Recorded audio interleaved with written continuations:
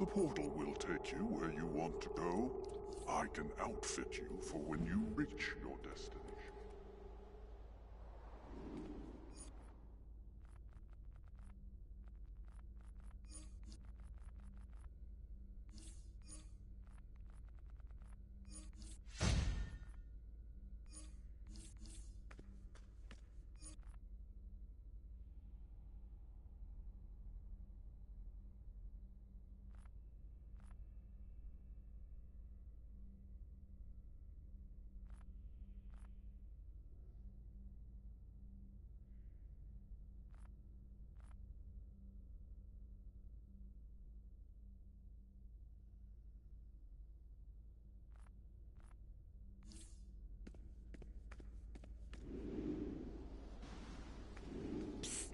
Over here.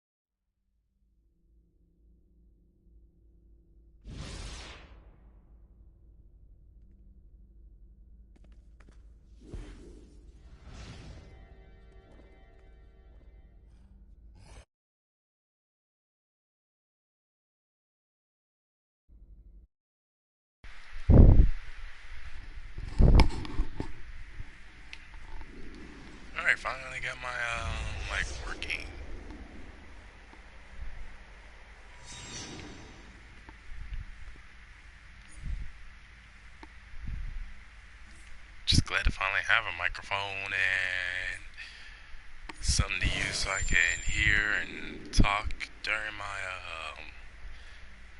videos and live streams. Nightwolf, like Nightwolf from Mortal Kombat.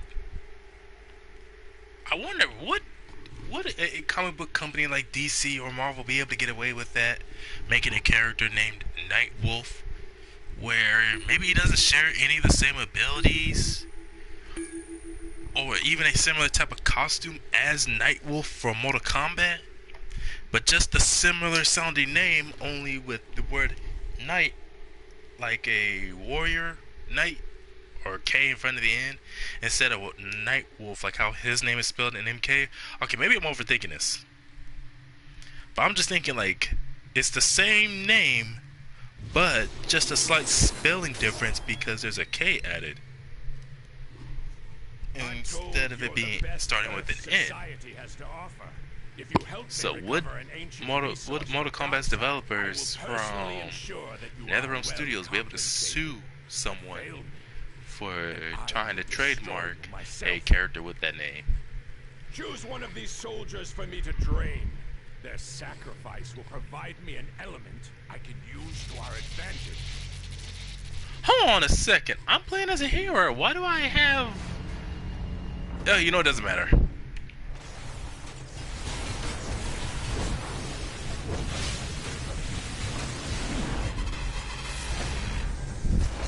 Hold on a second. What is with this? Where's the sound? Oh, right. I had it turned down. Did I? Yeah, I had it all turned out. You know, I really gotta remember to do a sound check long before I start my videos and streams. Even after all these years of doing YouTube since my early 20s, almost the whole 10 years, man, how time flies. I still, for whatever reason, keep forgetting to do a sound check.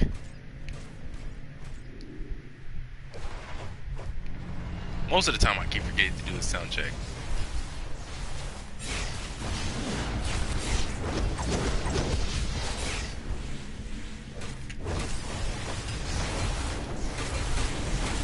Actually, you know, I was reading earlier, I don't know why I started with actually. Anyways, I was reading earlier about the different Superman types that Marvel has, from Sun God to Hyperion.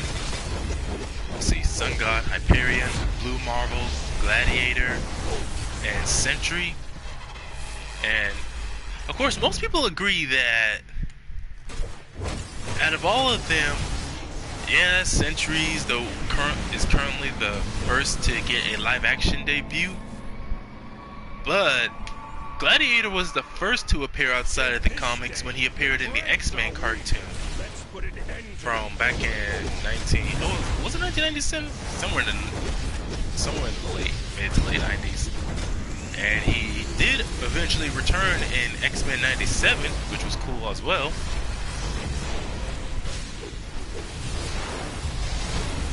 And Hyperion appeared in the, was it Ultimate Avengers? I think that was, yeah, Ultimate Avengers. He appeared there, but it was based more or less on his, what the heck? It was based on Hyperion of the Squadron Sinister, not the heroic Hyperion like 712. So if I remember, that Hyperion appeared before my favorite version, 13034, or Black Suit Hyperion, before he made his debut in the comics. But I would let you do business there should you choose to do so. So that leaves Blue Marvel, and I'm pretty sure Sun God is never going to make an appearance. Mostly because Sun God only appeared, he only had like a very short comic book run for just a few months before his character got killed off. So I highly doubt, what the heck? What hit me? So I highly doubt he's ever gonna get anything outside of that comic book appearance. And I've seen people say how they would like to see it because of how Henry Cavill got screwed over during his very limited role as Superman. And people still consider him their favorite Superman. Like, they want him to return as Superman or a Superman type. So they think what Marvel could do is hire Henry Cavill and put him in the MCU as Hyperion. Which I'm thinking that would be very cool for them to do that.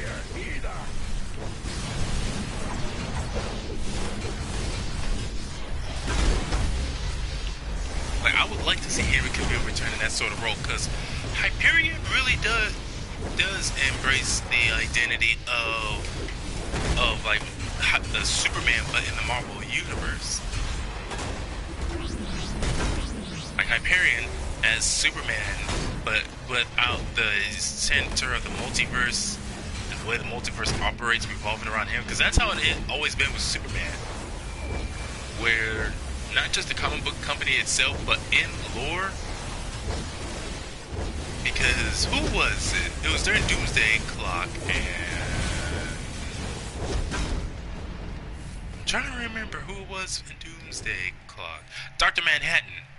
Dr. Manhattan himself, it was revealed that he was the one who actually caused New 52, not Barry Allen, like we assumed he did with Flashpoint. But no, it was actually Dr. Manhattan. So Dr. Manhattan was, and it wasn't even just the New 52. Multiple times, in various ways, did Dr. Manhattan keep messing with the timeline for the DC universe, the main universe, where he would constantly keep delaying Superman's debut in the world as to like when or where he would make his appearance or reveal himself to the public. All of that, doing so by 10 years worth of time, thus leading to New 52, and even more where he kept delaying it. Because each time he would try to remove Superman entirely, yet no matter what, Superman would always show up, no matter what. So that's how Dr. Manhattan came to the conclusion: you are the center of the multiverse. Every universe, there has to be a Superman or a Superman equivalent of some sort. Which kind of goes with what they did with Val-Zod in, I think it was during New 52 or DC Rebirth, where it was on Earth 2, and the Superman of Earth 2 had died at some point. Darkseid was invading the Earth, so they found yet another Kryptonian, a black man named Val-Zod, and Val-Zod, thanks to help from Batman, a few others, but mostly Batman, ends up becoming, complete the duo 8 times, taking the opposite path from the recommended one. You expect me to do that 8 times? You crazy. Anyways, so that just shows that even if it's not Clark Kent, there just has to be a Superman. Whether it's most of the time it's going to be Clark Kent or some variant of him, or it's going to be someone else taking up the name, like what they did with Val-Zod. And there was another guy who was a black dude who became president of the United States and was based off of Barack Obama, who took up the name and mantle of Superman in his universe. Or even much darker variants of Superman, like Superboy Prime, where for Superboy Prime, like, he could have become more like his main universe counterpart, a legitimate hero. The problem is that, well, he was like, what, a teenager? So he was a young teenager, so that's a young boy who's finding out he has these insane powers in a universe where he's pretty much the only one with those type of powers. Where the heck was I gonna go? And then, not too long after getting his powers, the Crisis on Infinite Earths end up happening. And already by the end of the Crisis, or no, it was during the Crisis, his universe gets destroyed.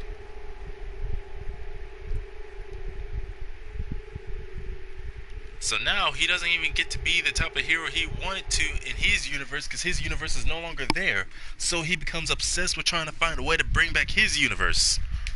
While also seeing that the heroes who he grew up reading the comic book versions of, because they were just comic book characters in his universe, seeing them become more darker, edgier, and all that other stuff as time went by while he was stuck in the Paradise Dimension, he ended up going insane. And it didn't help that Alexander Luthor, Lex Luthor from another universe, ended up manipulating him, thus leading him again to down his descent of madness. So he didn't just become, he wasn't like evil for the sake of evil, but already?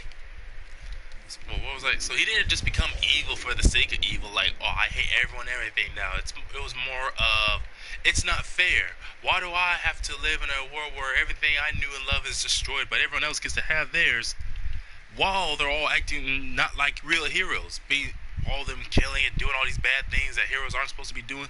1 second.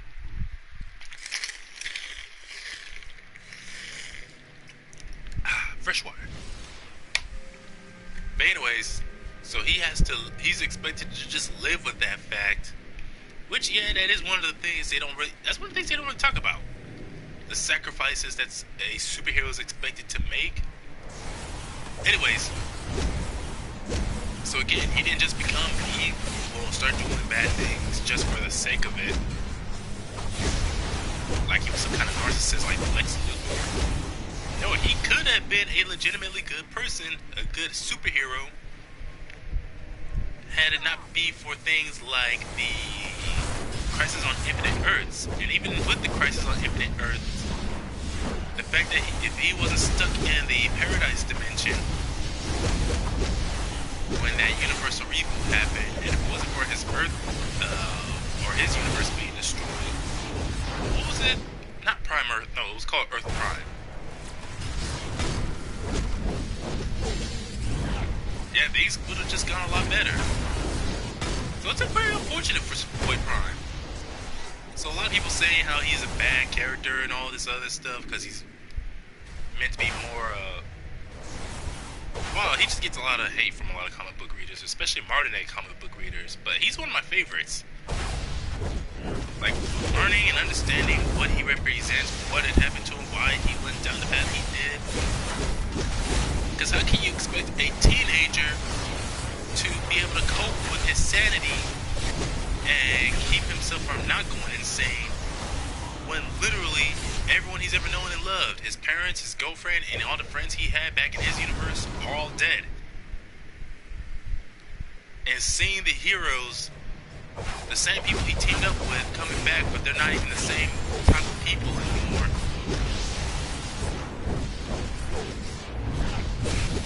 So I think overall, he doesn't really deserve all the hate that he gets from comic book readers.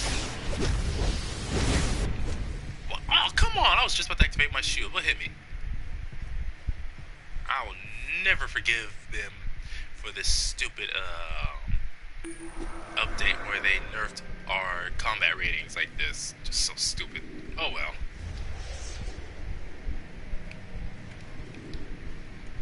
Honestly, I don't think even a bunch of people threatening to permanently, log off the game, saying restore our combat ratings how they used to function, or change it to where it's a choice if we go into a mission with the nerfs, or we won't play this game anymore.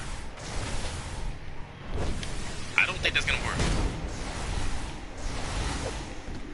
Because usually when a bunch of people threaten to do something like a boycott, usually it takes a whole lot more people getting together than most people realize for something like a boycott to work. And for how long you gotta commit to it too. Because a lot of companies people try to boycott something on, they really can't play the long game themselves because they got the money and resources and the lawyers to do it.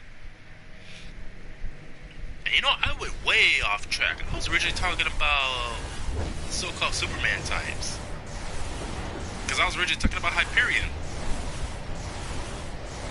Because just about every version of Hyperion who's appeared in Marvel Comics As far as like the not evil versions, rather if it's ones like, what was it? The one from 2023, the Heroes Reborn storyline. That one and the very first Hyperion from the Squadron Sinister are all, they're basically like just constructs, evil copies based off of the real Hyperion or Hyperions who are heroic counterparts.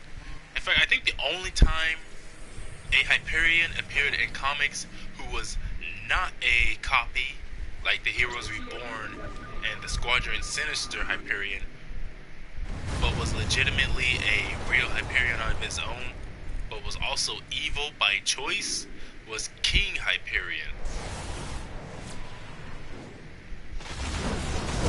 It was crazy as how King Hyperion was said to have killed various Hulks, Blue Marvels, Sentries, and other physical powerhouses throughout other parts of the multiverse,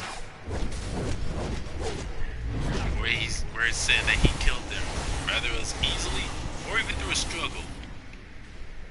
And yet, as soon as he comes to the main universe, he eventually gets killed. First he gets defeated by Blue Marvel. First he's talking about how he killed the Blue Marvel of his universe easily, and then easily killed Blue Marvels of other universes. But then, Blue Marvel of the main universe takes King Hyperion down in just 4 punches.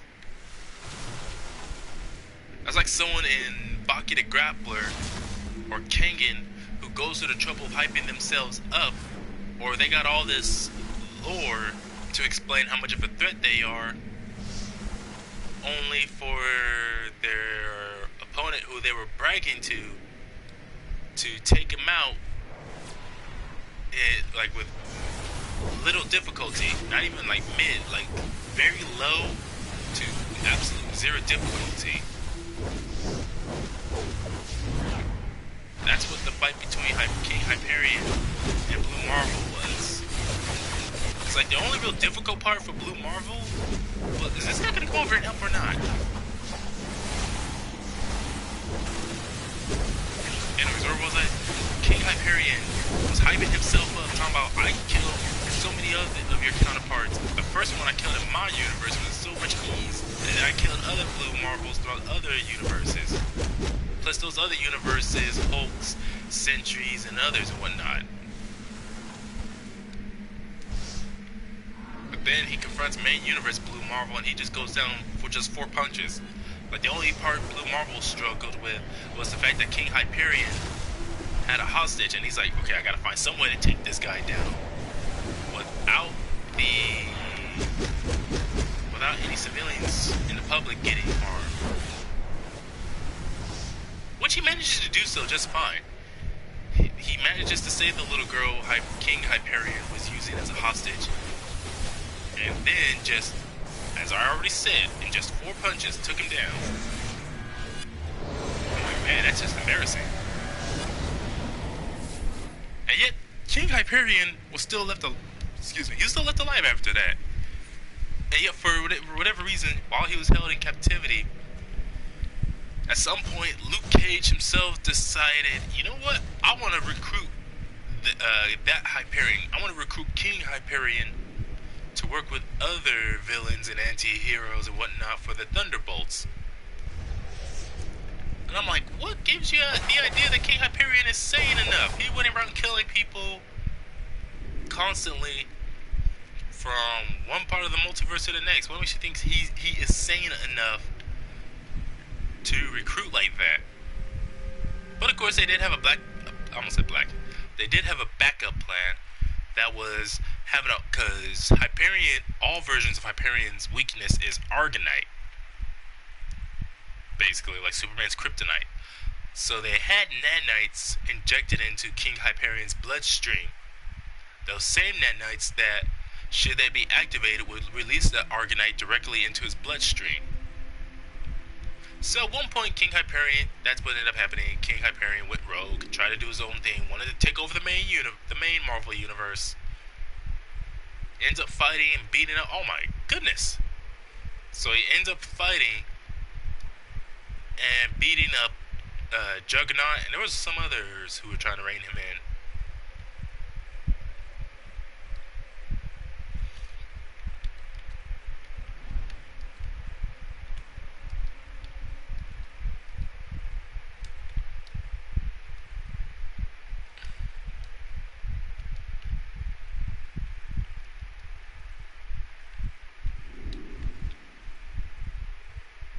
Hit Ring Slinger 4000. I don't know why, but that's just a cool name.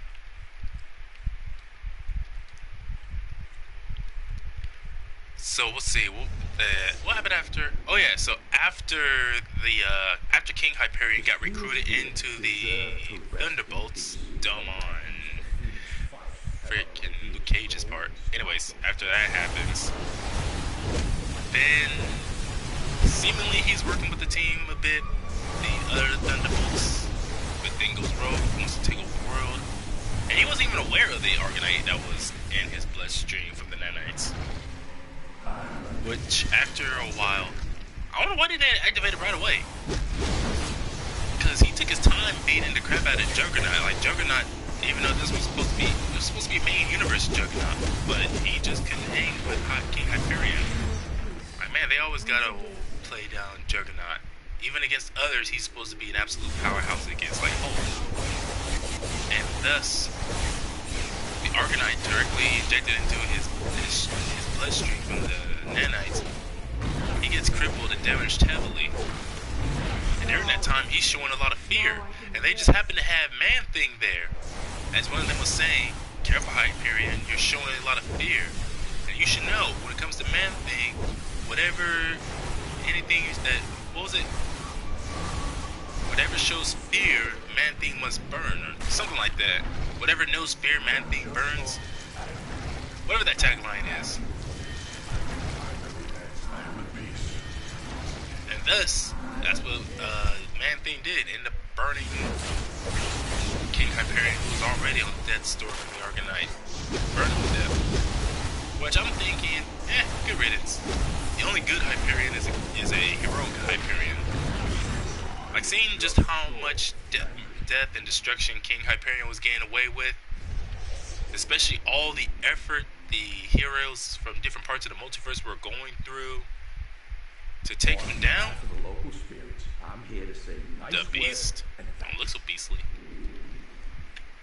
Anyways, so despite all the effort everyone from who was part of like different teams or different groups from throughout the multiverse, whether we're talking like Exiles, incarnations of the Exiles. Heck, at one point they even got two Hyperions from different universes to come and fight King Hyperion. And they still barely managed to beat him, at least that time.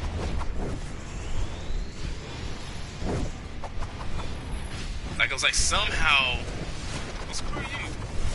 Somehow, despite all this stuff everyone kept throwing at him, he kept surviving and just kept on being able to kill more people until eventually he got taken down when he came to the main universe, being taken down by Blue Marvel, and then eventually taken down yet again by the Thunderbolts and killed by Man-Thing.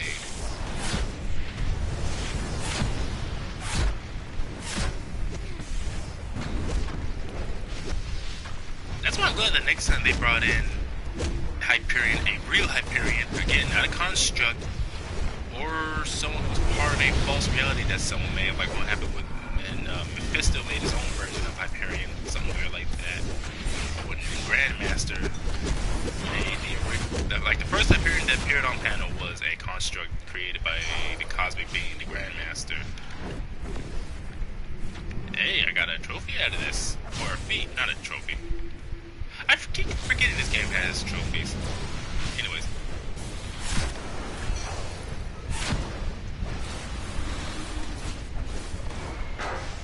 So, my favorite Hyperion is 13034, Black Suit Hyperion. And part of me wants to believe that that is the most powerful Hyperion to appear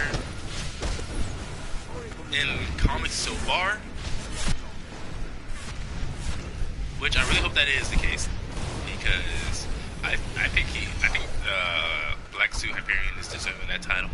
Why does that thing keep appearing on the screen? I get it. I got the dang trophy. Or the big four, I can say trophy.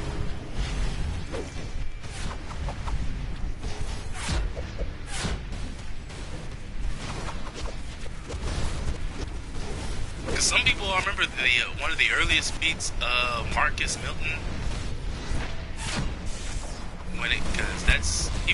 I remember like the only other Hyperion that was named Marcus Milton was that fake Hyperion from Heroes Reborn. So when I say Marcus Milton, I'm only ever talking about the real Marcus Milton, that being Black Suit Hyperion. So Marcus Milton, one of his earliest feats shown was him saving his universe, not saving his universe, trying to prevent his universe and another, not the main Marvel universe, trying to stop both Earths from colliding. Thing is that after both Earths collided, that led to the destruction of the universes, and all that was left was just this big white void. So the fact that he was durable enough to survive the collision of two. So it was like, I think what it was is that those Earths, it wasn't just those Earths, but I think it was the very force of both universes closing in on Marcus Milton. So the fact that he was holding back both Earths was more representative of him holding back two universes from colliding for a while, which is pretty cool to think about. Pretty impressive in its own right. Which, yeah, ultimately he failed, but the fact that he didn't, he was able to hold him back for so long. And then, upon two universes colliding together, he survives the collision, and upon the collisions happening completely, he survives and is left in this white void where the two universes, a white void formed by the destruction of the two universes.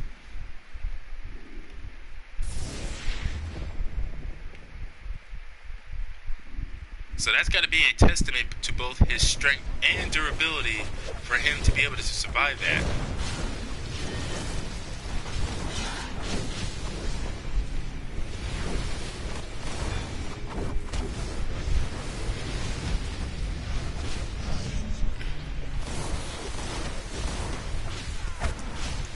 Because from what I remember, none of the other Hyperions have showed any, not just strength, but durability feats that would put them on the level of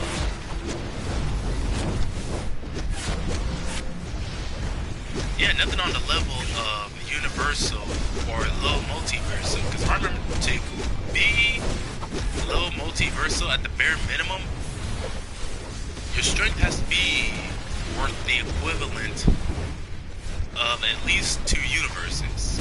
So Marcus Milton, for him to be able to hold back two universes like that, is she an ally?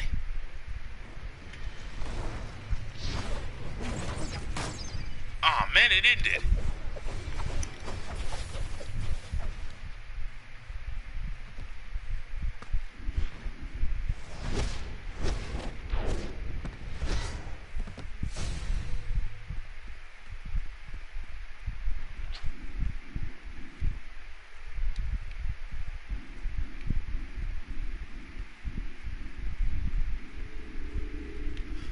Wonder how far or how long I could go on with this form before the game forcibly returns me back to my original self. So I don't know. I think like what first drew my attention to Marcus Milton, out of all the different Hyperions, I think what drew my attention to him was just overall his design, especially when it came to like his costume. And I was thinking, wow, his costume is not like the other Hyperions. Given that he's wearing a, well, for one thing, he's wearing a black suit variant of his costume instead of the usual red. Then not only is he wearing a different colored variant of his costume,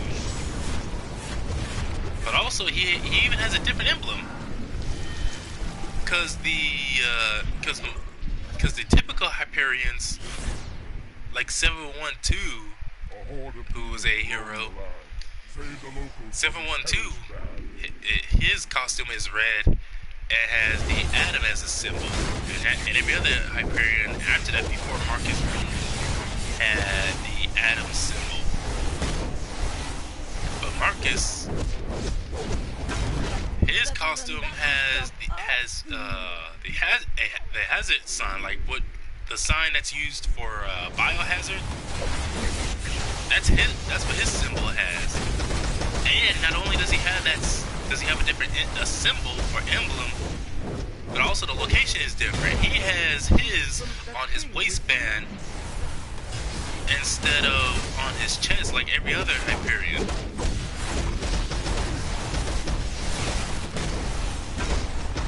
So I thought that was very cool.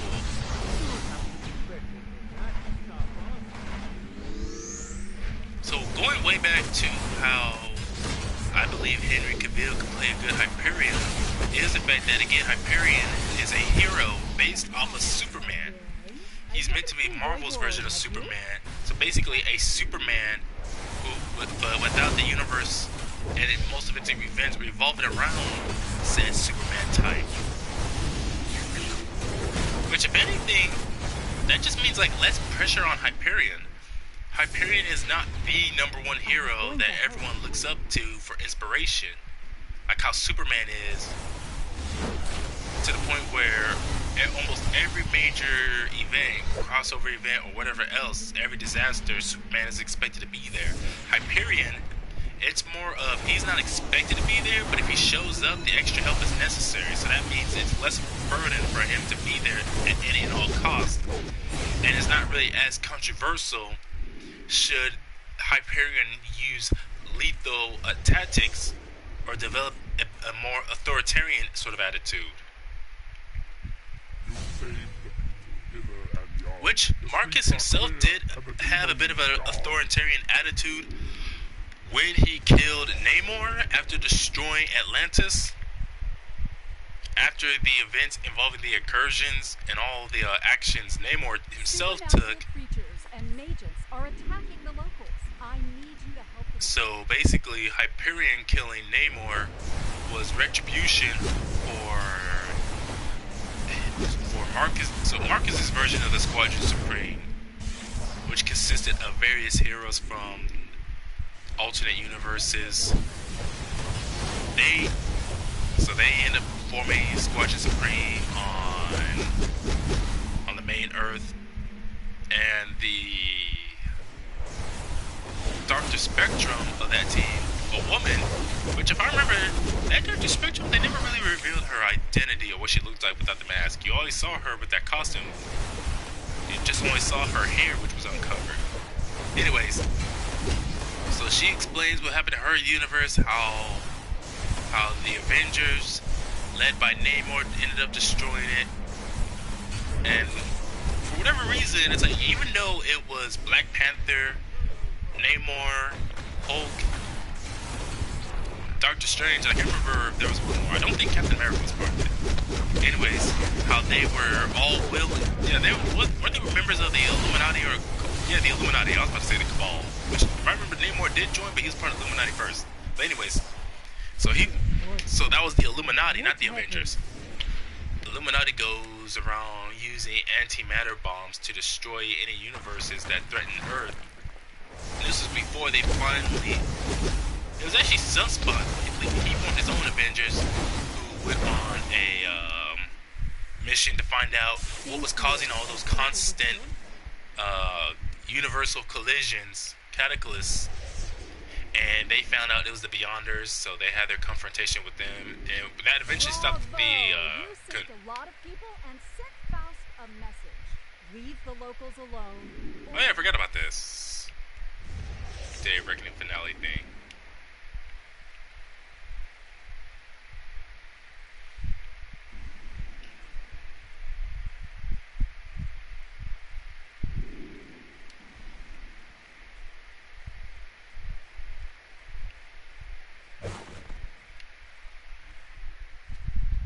And I'll wait till tomorrow then, come back with Nor to turn in the bounty for that.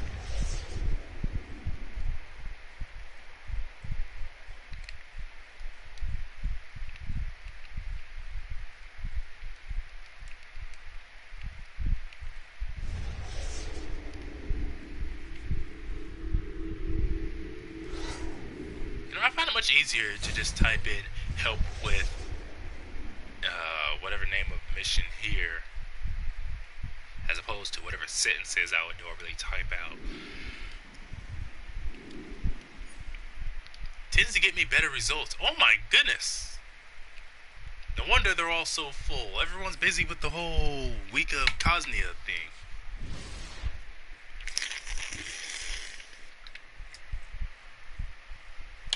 Hey, Grundy.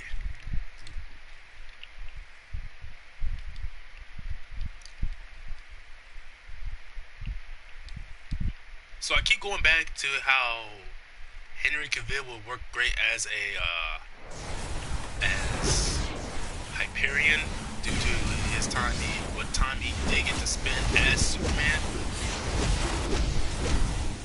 And again, that would make for an interesting story where you have Marvel's equivalent of Superman, because out of all the Superman types, Hyperion, Sentry, Blue Marvel, Sun God, who I don't think we're ever going to see outside of that comic book event with the Illuminati and whatnot. Anyways, so Sun God, Blue Marvel, Sentry, Hyperion, and Gladiator.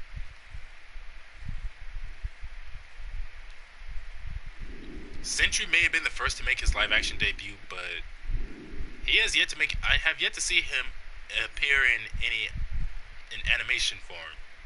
He hasn't been in any cartoons like Hyperion in Ultimate Avengers and Gladiator and X-Men and X-Men. What was it 97? Yeah, X-Men 97. I was about to say 87, but I was like, they didn't debut that early.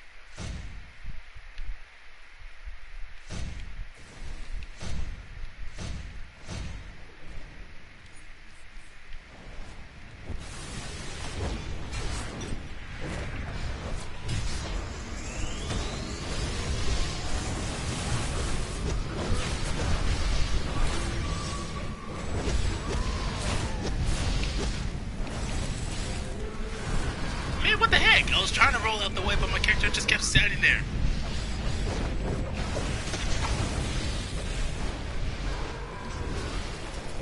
Crimson Daughter.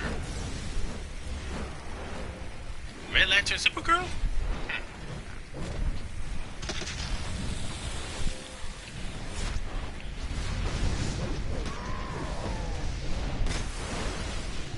You know, I'm really hoping that as far as other Marvel Superman besides Hyperion go, I don't know if we're ever gonna get Blue Marvel. But seeing how Sentry is the first Superman type to appear in the first of the official Marvel Superman to appear in the MCU, because I don't think anyone's really counting Icarus. It could be because Icarus isn't that popular compared to the others, even though he has a lot of the same powers like Superman, optic glass, flight. Where did everyone go?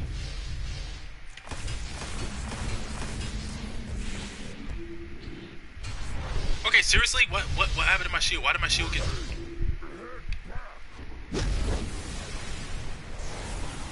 Man, I hate when that happens. Like a boss fight starts, and almost everyone just disappears.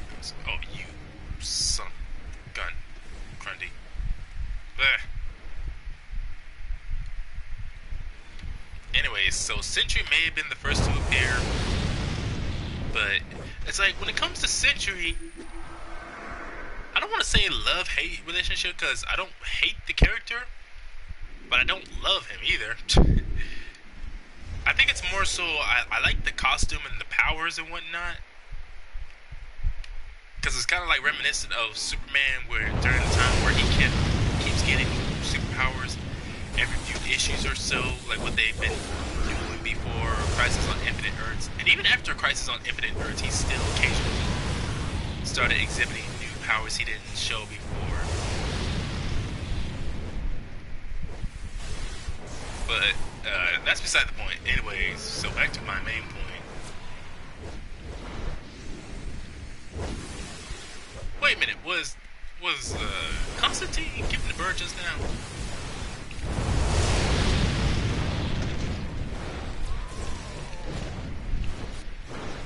And where was I?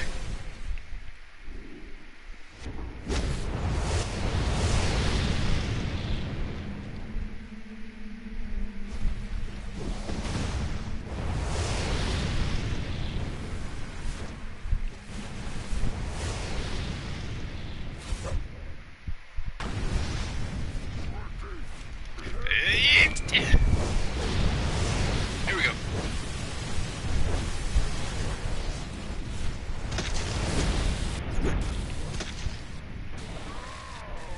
Go away, Grundy.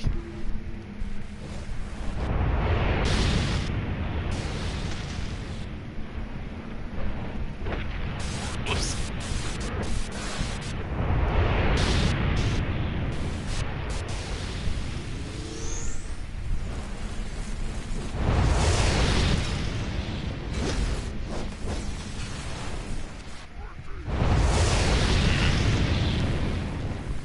What was I saying? Oh yeah.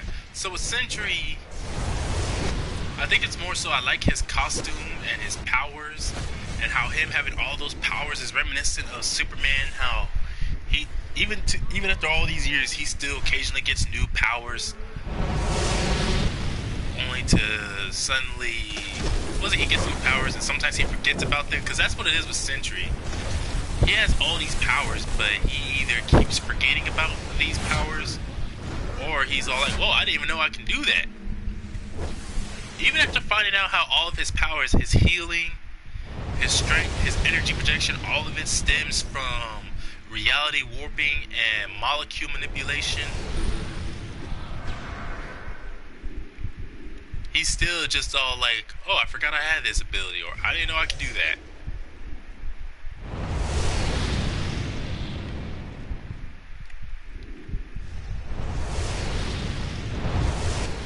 So that's kind of cool how each of the Marvel Superman, they embody some form or aspect of Superman individually. I was gonna do something over here just now. Oh yeah, now I remember.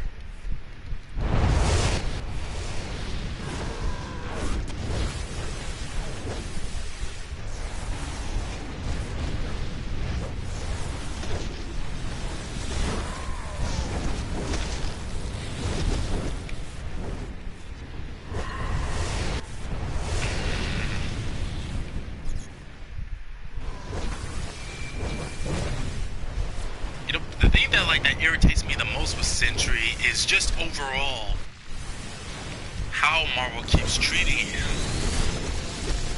where because of just how ridiculously powerful he is, and sometimes it's like, it's not even just how powerful, but just because of the different abilities he has, that he keeps getting left out, either left out of major events entirely, or he just doesn't even get, he either gets left out or he doesn't get brought in until the very last second. Like, it wasn't until the last second that he was finally brought in for World War Hulk, where he finally got called in to fight Hulk. And even then at first he refused, because if he was so scared of what would happen if he used his powers at all. And everyone and others having to go through so much trouble to convince him, like, man, quit being a pansy and help us. Which eventually he did, but then as soon as he does, he starts going all out, going crazy. His mental instability, as usual, playing into it. Him saying stuff like how he's gonna burn everything and destroy everything on his attempt to defeat Hulk. And it's like, whoa, they just needed you to stop Hulk. You don't need to be doing all of this grandstanding. Which I'm trying to remember. I think others like Spider-Man were pointing that out. Like, whoa, he's gonna do all that? We just needed him to stop the Hulk. Not even kill him or do all this other stuff.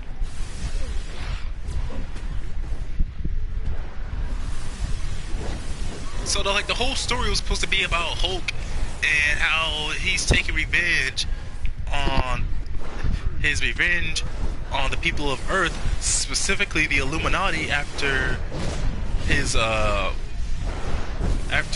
wife and many people on the planet of Sakaar were killed.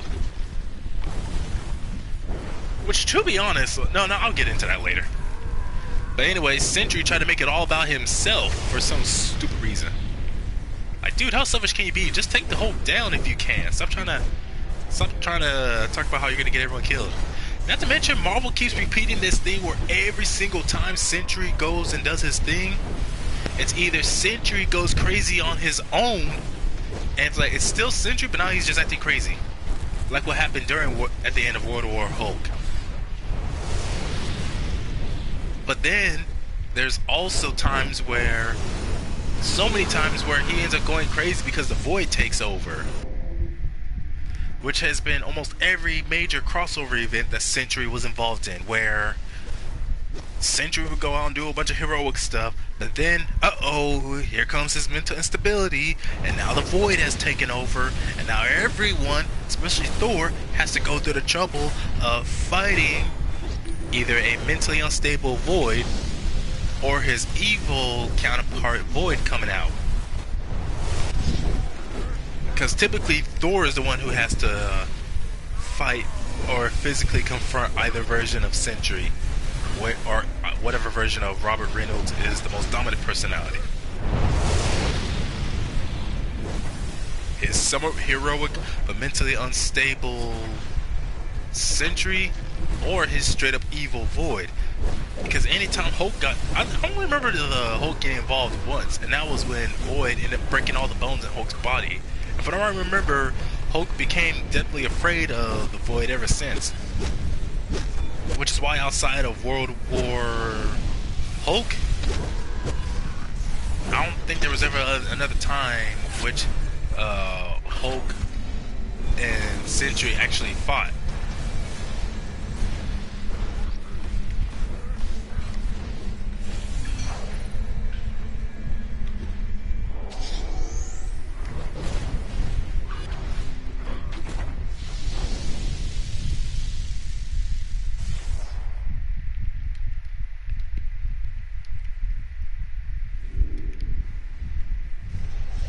And now for Battle of the Darned. The Damned.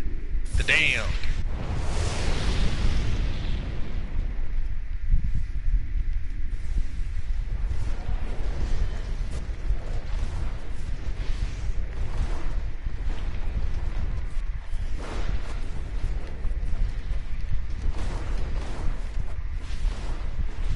After the... Aw, man!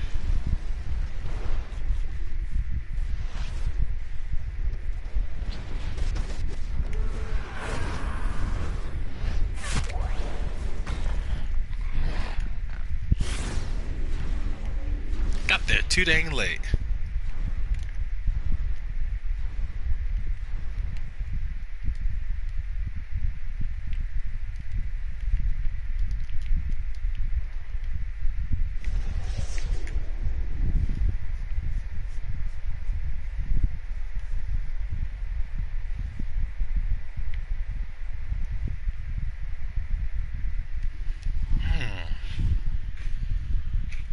You know, I get that Void is supposed to be a part of Robert Reynolds' mindset because of the fact that he was a drug addict, a mentally unstable drug addict who just happened to get his powers by just coincidentally drinking a super soldier serum that he thought was just more drugs, because somehow someone just left that laying about somewhere for him to get his hands on it.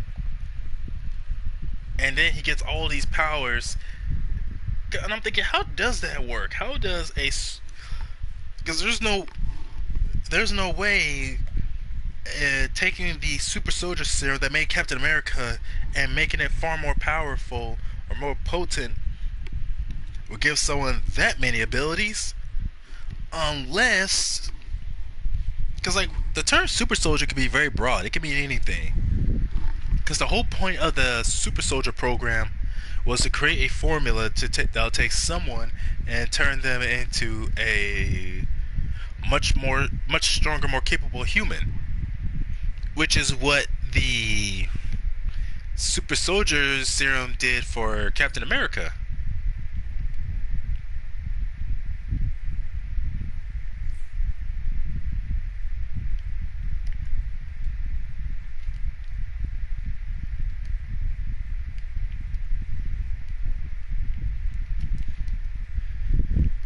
So obviously, the super soldier formula that Sentry consumed, it didn't just make him a more powerful human, but it gave him all these extra abilities, which it was discovered that all of his powers stem from molecule manipulation.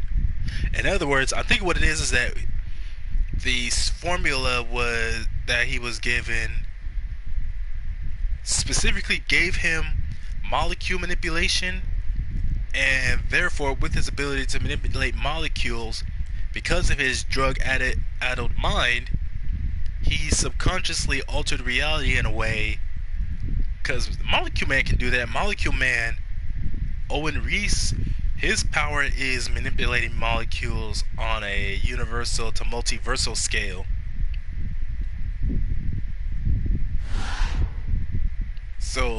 So he's able to use that, use molecules, and with molecules, from basic stuff like energy-based abilities to straight up reality warping, again, up to universal and even multiversal scales.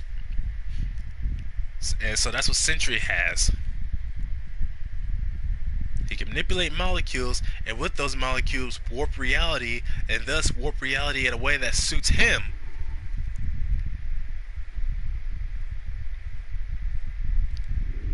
Thus giving him essentially every power that he wants, especially powers fitting of a hero. Strength, durability, and all of that, flight, energy blast, even psionic abilities.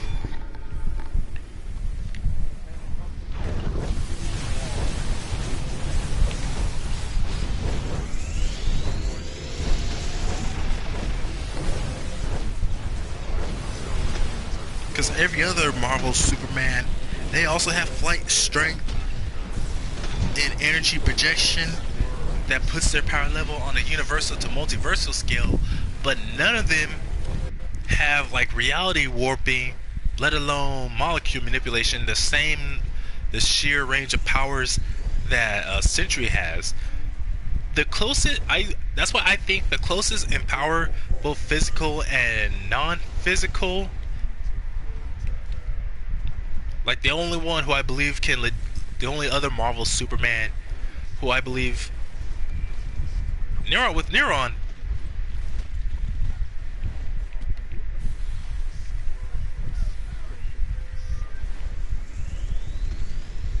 So I personally believe that the only other Marvel Superman who can physically keep up with and have the potential to defeat is Blue Marvel.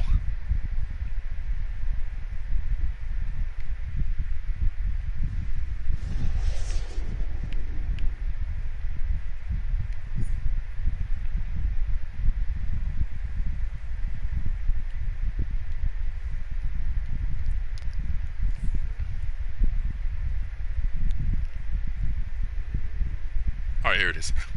So the reason why I believe Blue Marvels is because, well, they did have a physical confrontation, and it was said that Blue Marvel is powerful and strong enough to push the Sentry to the limits of his strength. Which, considering just how strong Sentry is, not very many people are capable of doing that as well.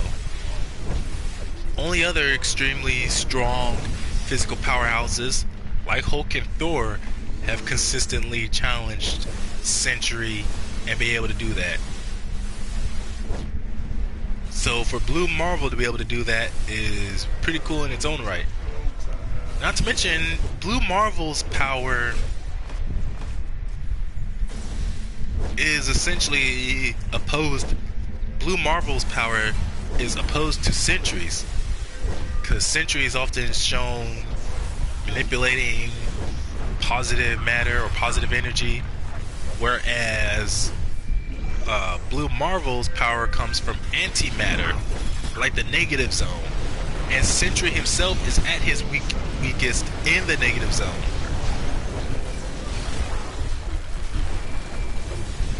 So you have one man who's at his weakest when coming into contact with antimatter, and is even at his weakest in the antimatter universe.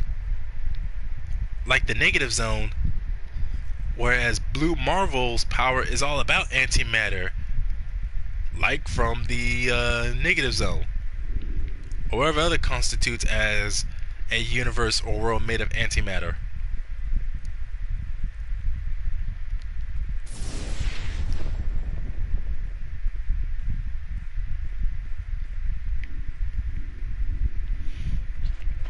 So that's part of the reason why Blue Marvel is one of the few who can keep up with and actually take on Sentry. Cause well, there's Thor, and there's very few of gods who are shown to be Thor's physical equal, let alone superior. So again, Hulk, Blue Marvel, and Thor are the only physical powerhouses shown actually being able to push Sentry to the limits of his strength and keep up with him, or push him to go all out. And out of those three, there's only that one fight between Hulk and Sentry that went on for like several pages towards the end of World War Hulk, which it did end with Bruce Banner winning, because eventually Sentry and Hulk ended up turning back into their human forms respectively, Bob Reynolds and Bruce Banner, with Bruce Banner knocking out Bob. So Bruce Banner, Hulk, ended up winning that fight in the end. Then there was the various fights Thor and Sentry had. I can't remember who won each fight, but usually what allows Thor to keep up with Sentry is the fact that, unlike Sentry, not only does Thor have better experience in battle against people of equal or greater skill and power, but Thor, unlike Sentry, actually has training. Same thing with Blue Marvel, actually. Blue Marvel served in the military, and he still has that same experience and skills that he learned during his time serving in the military.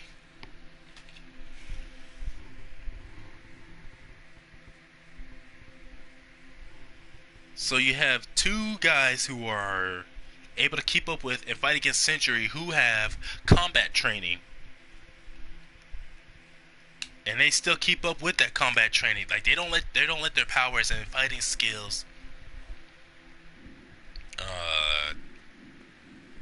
what was I about to say? Anyways, despite like how much time has passed for both of them, for Blue Marvel and Thor, they didn't let their skills go down. They've only gotten more experience, more skill as time goes on. And it's that far superior skill, fighting ability, plus the raw power that they have that allows them to keep up with and at times overpower Sentry. Cause to me that was cool. Strong as Sentry is, and yet in the end, Blue Marvel eventually managed to overpower him and knock Sentry out of the Earth's into the Earth's atmosphere. Or I think it was even past Earth's atmosphere.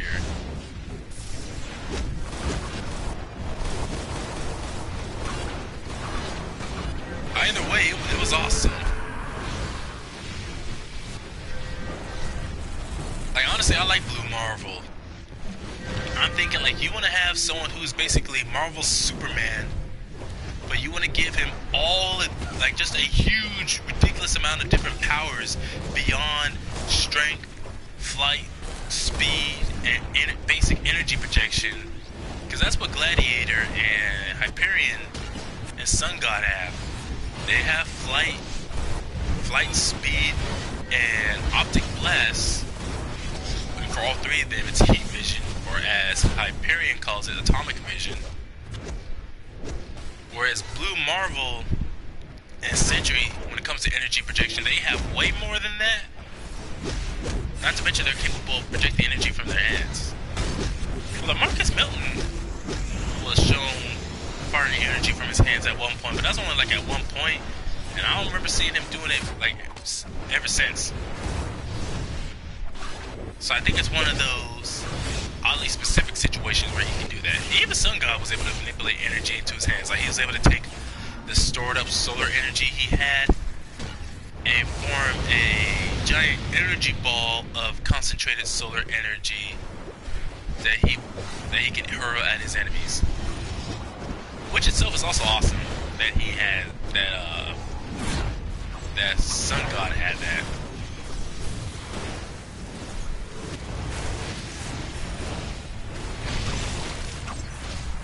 So Blue Marvel himself has far more powers than Hyperion, Gladiator, and Sun God, despite him being a Superman type himself.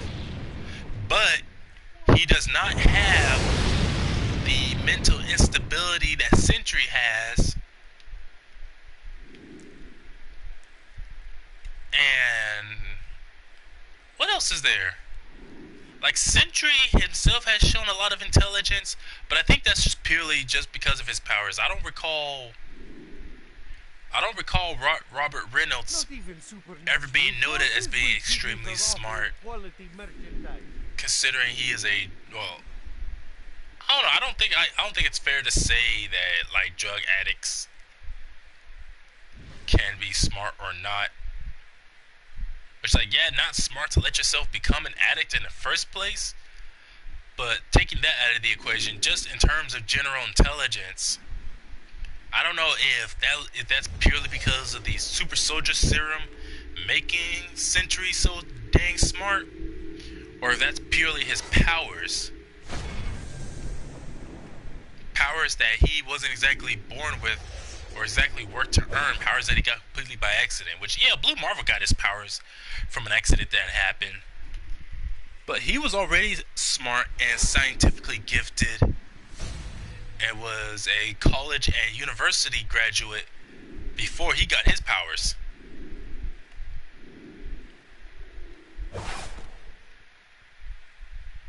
And then there's also Hyperion. Hyperion is very intelligent, and I think like with the way it works with Blue Marvel, Hyperion, and yeah, so with Blue Marvel and Hyperion, basically every version of Hyperion, but mainly Marcus Milton and Zibran, aka Earth 712 Hyperion. I think with them specifically, the way it works is that they already had the potential for such great intelligence. In Blue Marvel's case, he was already a very intelligent man before he got his powers. And it's just that the powers that they do have just makes it easier for them to not only gain knowledge at a much faster rate, but retain it. Whereas with Sentry, I think what it was is that Bob Reynolds was like just a very average guy, nothing special about him. Not that he was like necessarily stupid, but not particularly gifted in anything. Strength, there was a strength, intelligence, skills, charisma, none of that. And it's just that by taking that extremely powerful super soldier formula, gave him literally all of his powers, including his intelligence. Not that it simply increased his mind to be able to learn and obtain knowledge, but it literally just made him smart, like go from just a man of average intelligence to a genius of sorts.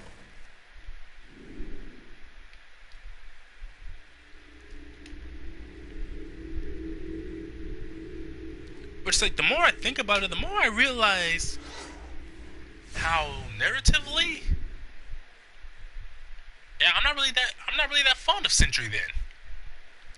It's really more so, I like his costume, his overall design, and his powers.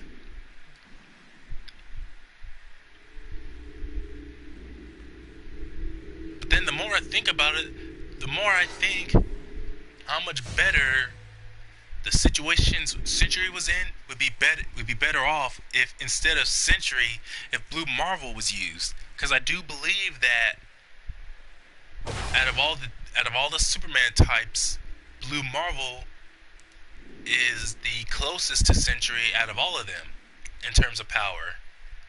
And it's got to be one of the strongest and most powerful mortals on Earth.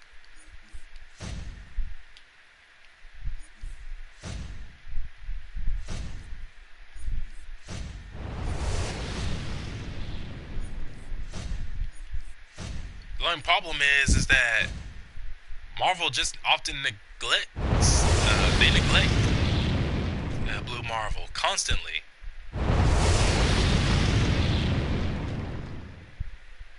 Like, there's so many different comic book events, situations in which where they decide, hey, let's use Sentry, but then Sentry gets used, but then they decide, okay, now we are obligated to have the Void come out. Then the Void becomes a problem. It's like, what kind of BS is that? Like, they go through the trouble of handling this issue that involves someone or something else. Sentry gets involved. Then suddenly either Sentry goes crazy and is doing all of his own thing, or it's the Void taking over and doing all that stuff. Whichever part of Robert's mind is causing that trouble.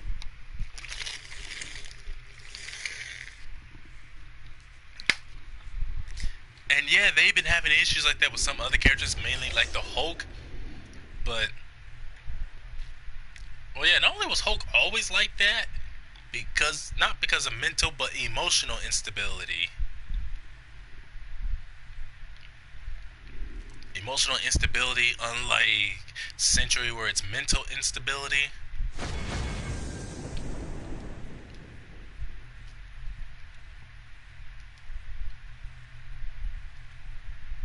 Oh, I know that's not what I wanted. Not there.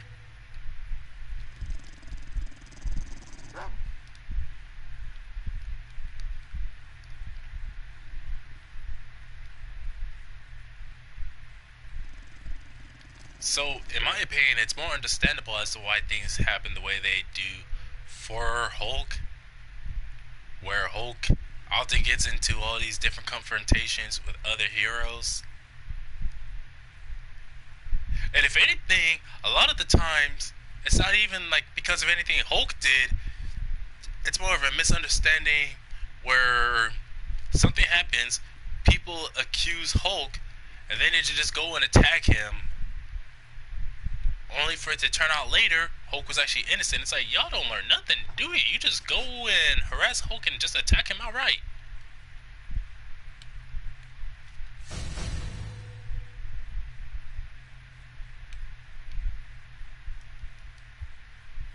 So I think like all collections should go here, and this could be for like other stuff.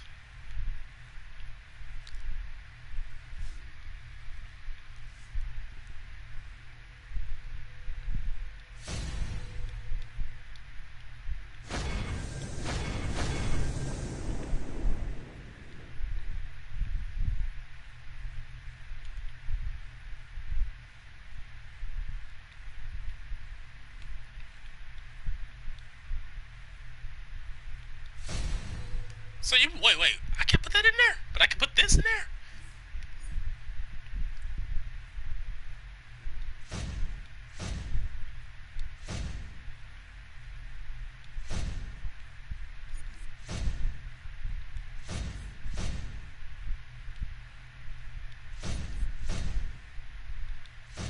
I don't know why I took that plan.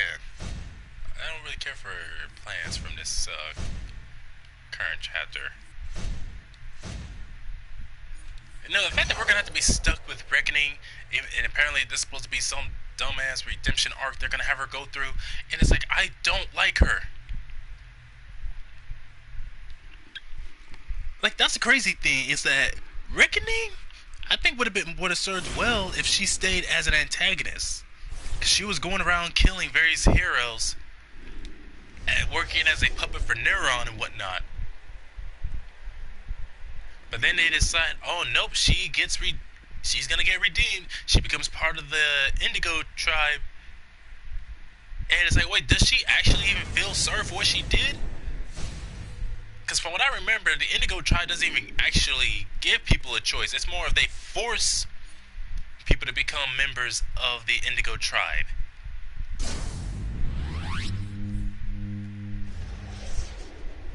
So I don't think Reckoning even feels the slightest bit of shame for what she did. I think for her, it's more of now that she has the Indigo ring on, it's forcing the ring itself is forcing her to think she feels bad for what she did.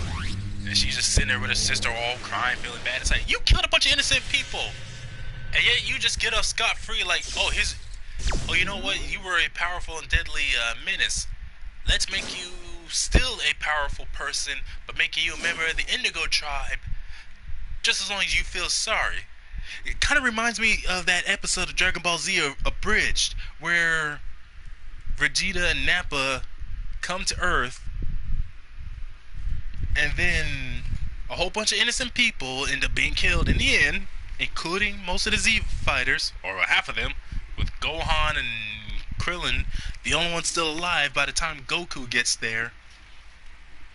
And by the time everything's done, Krillin was gonna take Yajirobe's sword and kill Vegeta, only for Goku to be all like, hold on, Krillin. If Vegeta is sorry, he can leave. What are you talking about, Goku? He killed all our friends. Even though technically that was Nappa and the Cybermen, but anyways. But Goku's like, but Krillin, if he's sorry, real sorry, then he can leave. Oh yes, I am sorry. I am very, very sorry that I let you all alive, suckers! Like, seriously, it's basically the same thing with Reckoning here.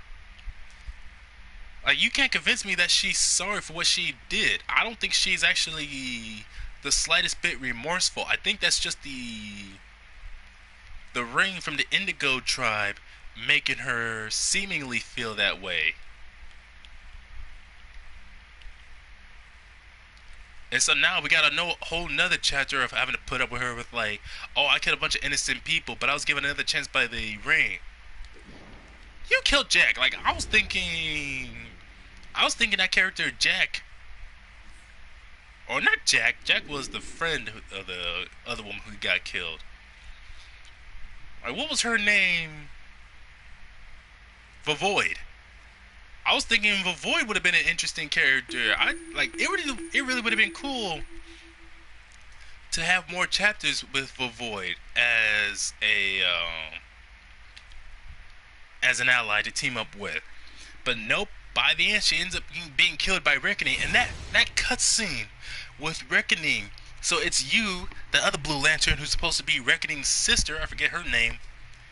So for some stupid reason, our character and that Blue Lantern are just standing there watching her as she's torturing Vavoid. And in the end, she ends up killing Vavoid by reducing her into ash. And I'm like, we had all that time to get in there and stop her. Like, literally every power type in this game that we can choose from has the ability to project some kind of projectile. Project a projectile. Anyways, we could have fired like some kind of projectile at that woman, at Reckoning, in order to save a void. But no, instead our character just stands there. Even the Blue Lantern, I forget her name. In fact, let me just go there and find out so I can remember. She could have done something to stop her sister. Because like, we end up having to fight her anyway, so she obviously wasn't afraid to fight her sister. She just didn't want to kill her. But instead, she's gonna do the whole no talk, no jutsu. Basically, be like Steven Universe. Just talk your way out of it instead of thinking like, man, just fight the person already. So we just stand there, watch as she's constantly torturing Vavoid, and then end up killing Vavoid. I'm thinking you could have rushed in there and took her out, or took her down before she killed Vavoid. And then but the three of us, you, that Blue Lantern idiot, and Vavoid teaming up together against Reckoning. And heck, it would have been personal for Vavoid, because all of Vavoid's friends were killed by Reckoning. So at the end of it,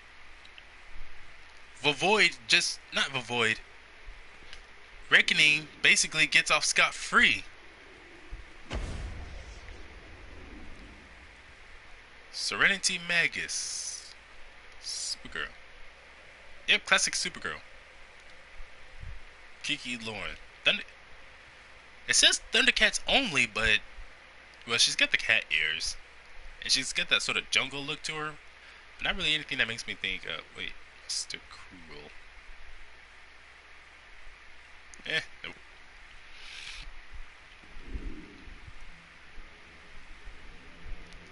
Oh yeah, Esperanza. I kept thinking Esperanza was her last name.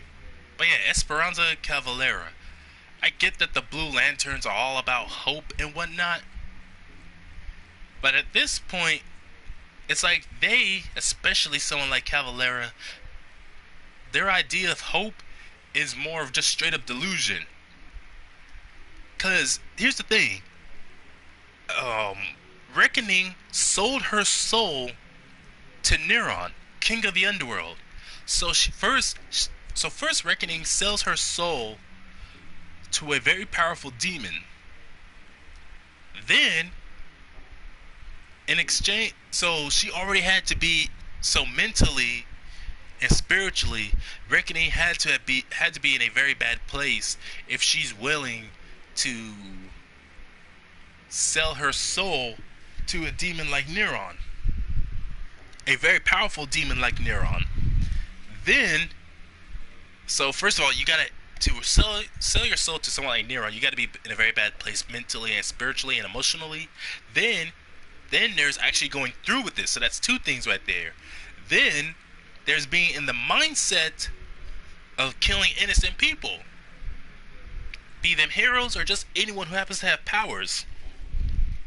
And all of them had like loved ones, close friends, like Jack, who was a close friend of Void herself, and people who had friends and families, spouses who are now widows, people who have lost a brother or sister, mother, father, whatever, to Reckoning. So how many things is that so far? So being in the mindset to sell your soul, then actually selling your soul, then getting into the mindset of killing innocent people, and then actually going through with killing innocent people over and over again. And at no point did Reckoning ever show any sort of... She didn't feel repentant at all. She never showed any hint of remorse. She even kept telling her sister Esperanza over and over again, like, you're wasting your time. Stop trying to reach out to me. I don't care. I'm gonna keep killing until I get what I want. Whatever it is she wanted. Like, we never find that out. Maybe in this next chapter we're gonna find out. But during this chapter we didn't find out anything. And so in the end, Reckoning just ends up killing a bunch of innocent people after selling her soul to Neuron. And then she seemingly gets depowered, but only for the power she lost as Reckoning to get replaced by the power she gets from the Indigo tribe. So it's like you punish someone who's powerful enough by giving them more power. And it's like, what makes you so sure she's not just gonna use that power to kill more innocent people somehow or cause more problems? Where she's like, ha, you thought I was truly repentant? You thought I was going to redeem myself? You thought that lantern ring was gonna do anything for me, suckers? Ha! And I can almost guarantee that's what's gonna happen. And the fact that we're gonna be stuck with them, it's supposed to be what, a 4-chapter series? Where this whole Cosnia nonsense was already chapter 1, and this other stuff with that dumbass Esperanza and her sister Reckoning is gonna be part of chapter 2, and there's supposed to be 2 more chapters that's gonna go into the end of this year. And I'm thinking, dang it, I don't want to be stuck with these characters. I don't like these characters. I don't have an issue with them creating original characters and having those original characters be something like a Kryptonian or Martian. That would be cool. Or in this case, a Blue Lantern and now freaking Indigo tribe. Are you kidding me? Who was formerly a minion of Neuron. Stuff like that, I don't mind. But man, did they write these characters to be so obnoxiously annoying. Like, I get for Esperanza, that's her sister. But when your own sister is already deciding and then goes through with selling her soul to a demon, especially a tricky one like Neuron, then goes around thinking, I'm gonna have to kill all these people, both for my own reasons and for Neuron's sake. Then she actually goes and does it, killing one of them right in front of you, and you're like, I can still help her. I can still redeem her. Like, stop trying to act like you can fix her. Because again, there is no true repentance. She doesn't feel repentant. She only thinks she feels that because that's how the Indigo tribe operates. I remember reading about this. It doesn't make any former villains, killers, and awful people actually feel bad, like legitimately. They think they feel that way. They think they are repenting. But it's not. It's basically like mind control. The ring takes over their mind and forces them to try to act like they're repenting when they aren't. Because repentance is not genuine when it's forced. To try to act like they're repenting when they're... Oh my goodness. I forgot I had the volume that loud on my phone. But anyways, this is why I can't stand Esperanza. And Reckoning, honestly, I actually did like her as a villain. She was working well as a villain. But what now the developers are like, well, she's starting to feel sorry now. Again, it's forced. It's forced. She doesn't feel that way legitimately. You should have just kept her as Reckoning instead of turning her into an Indigo tribe member thinking, oh, now she's actually gonna make a redemption arc. Like, screw you. Someone who has good potential to be a good villain and whatnot. You know, if anything, maybe that's what the conflict should have been. Not Esperanza's sister. I forget what Reckoning's real name is supposed to be. Not Reckoning suddenly feeling repentant on her own or being forced to repent by the Indigo tribe, which is just stupid. But instead, she stays a villain throughout all 4 chapters. And who knows? Maybe by the end, it could have been Esperanza thinking, yeah, I still believe in hope. But now I have to hope that maybe if I can't save my sister directly, I can still save her soul by, what, I don't know, killing her? Like where she decides, for the sake of the people, that all the innocent people you've murdered, sister, I'm gonna have to kill you now. Or at the very least, she steps aside and lets someone else deal the finishing blow. Because if I remember, there's supposed to be this thing that's rarely brought up where Green Lanterns are like their ring. I don't know why this is a thing, but they're Green Lanterns. The Green Lanterns rings are supposed to prevent them from being able to kill people, which I don't expect, or nor do I necessarily want everyone to become a killer.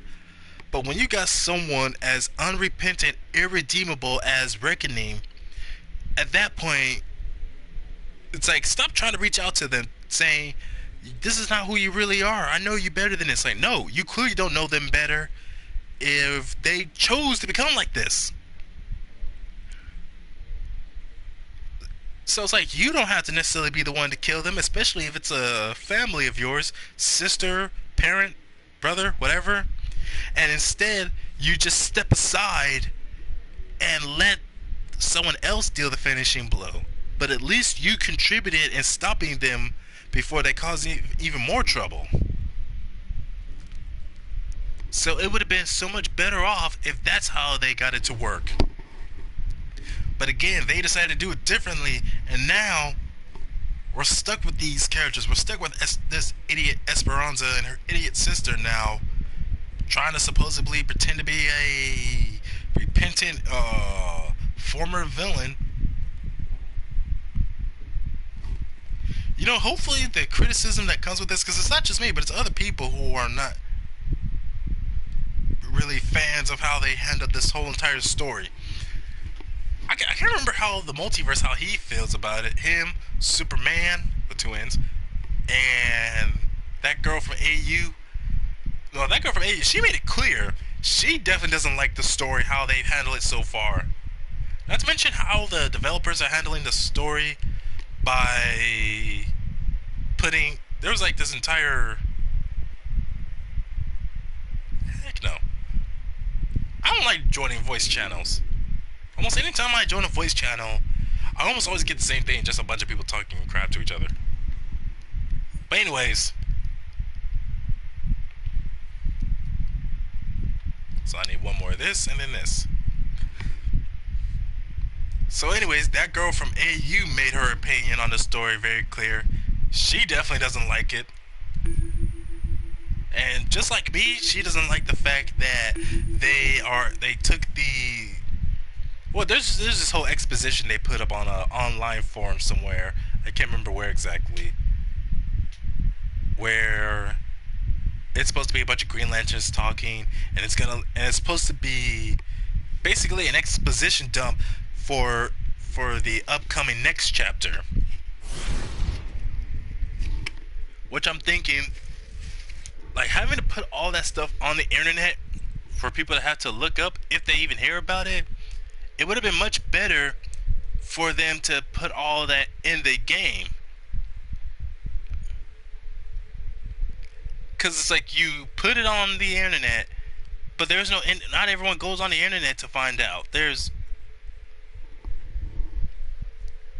oh, supposedly Injustice 3 is supposedly leaked as the next NRS game.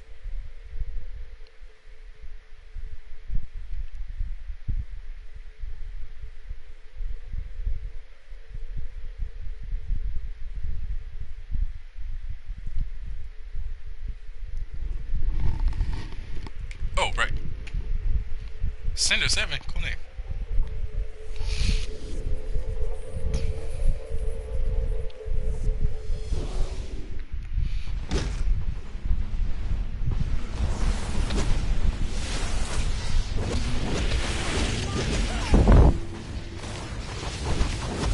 So hopefully for this upcoming chapter and other chapters afterwards, hopefully the developers will take the criticism of the fans seriously and actually listen to what people have to say about how they handled this chapter in Cosnia.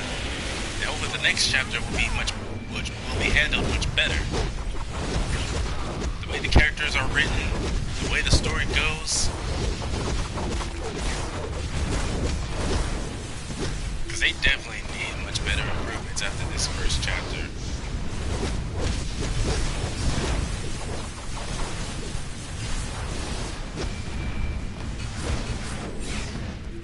And considering how long we had to wait to finally get this next chapter coming up, to get from chapter 1 Cosnia to chapter 2, hopefully the wait is worth it, because this chapter with Cosnia was very short. Because this is like the first time in which like there's a whole entire chapter that you can do entirely by yourself, as far as I know. Every other chapter you would have to at some point team up with other players. Duos, alerts, and then raids.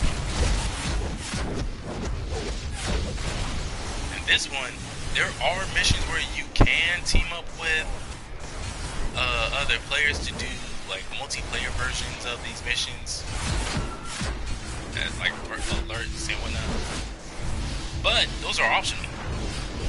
To get the full story, you can just do it all by yourself.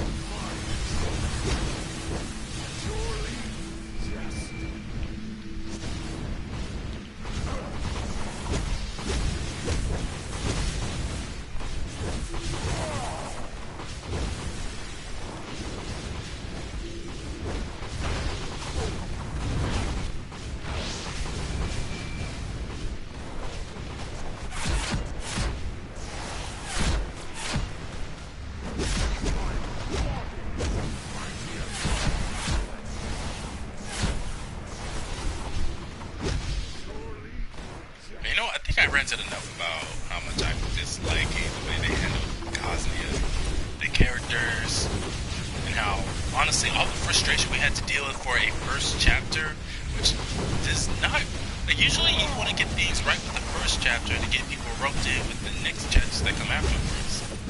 Like, yeah, save your best stuff for the later chapters, but as far as, like, as far as that start to get more people interested, in my opinion, they did not handle that very well with this chapter.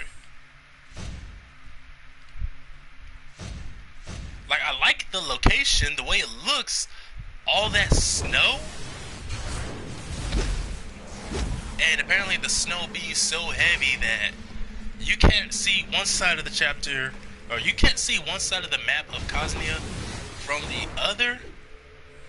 Not that easily, because of just how much the snow and the fog is. Yeah, how much the snow just blankets the entire area. Are they leaving? Oh no. 1 minute I was dancing. The next So at the very least, they definitely did design a cool location. Not to mention how the fact that I like the accent that they gave the people of Cosnia. Wait, is Cosnia a real place? If I remember, isn't it like wait, is it a location in DC Comics? I do not remember. Yeah, I'll just look it up later. Anyways, I like the accent they gave the people. Instead of everyone just sound... It's kind of like the accents they gave people when you go to Titan's Island. Where almost everyone, especially the male NPCs there, have this interesting surfer dude sort of accent. Where you're like, why are they talking like that?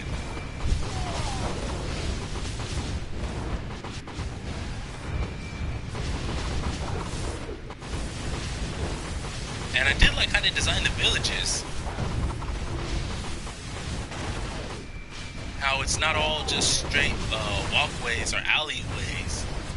Some of them, especially the area where you have to go to Etrigan to get the mission from him, to go around. Basically, you can go around there. It's almost like a maze in of itself. The only thing I would change is that if I could make the castle where that part of the village that Etrigan is in, make that bigger in its own separate area so that people can go exploring around there a bit more. But aside from that, the location, the way they have it designed with the weather, I don't know why I did that. So what was it? The location, the design that they gave it with the snow, the weather pattern. Not to mention the daily and weekly missions for it are pretty fun as well, actually. Not bad. And I like not just the accent, but the dialogue they gave people. Like, to me, it's funny how Vovoid... glad I didn't find out. The way Vovoid talks, you probably would expect that from a young adult or teenage hero like her. Like, I like how, unlike Esperanza, that idiot, keeps talking about her sister like, oh no, she's just confused, there's nothing wrong or evil about her. She's killing innocent people. And I like how Vovoid calls Reckoning exactly what she is. She's all like, guys, help! This B-word is effing crazy! Like, of course Vovoid is gonna say that. Not only is Reckoning indeed a flippin' crazy B. I gotta watch my language because my family's here and I don't wanna curse out loud where they can hear me, especially my little sister. But anyways, Vovoid is right. Reckoning is indeed a flipping crazy B-word, because she sold her soul to a demon, is killing innocent people. That's not something a sane person would do. Be it anyone who believes in demons or not. No sane person would ever sell their soul and start committing murder so casually. Good work. All of the civilians have escaped the nightclub. So I like how Vovoid, because that's what I was thinking too. When Vovoid called her that, I'm like, yeah, that's basically what I was thinking. But Vovoid managed to put in a full sentence. This B is effing crazy. Not to mention the residents around Cosnia, the dialogue they give you, especially the ones who think you're some kind of joke because of the way you're dressed or the way you're acting. Like the first mission where you're going around looking for information on recent murders. Yeah, like, yeah, you have the ones that are serious, where they're, I wouldn't say being dramatic, like they just witnessed the murder or saw the body left behind of a murder. Of course they're afraid, which makes sense. But then you have those where they're like, I ain't telling you. Don't you know snitches get stitches around here? Or you expect me to tell you something and you over here dressed like that? Better head out of there.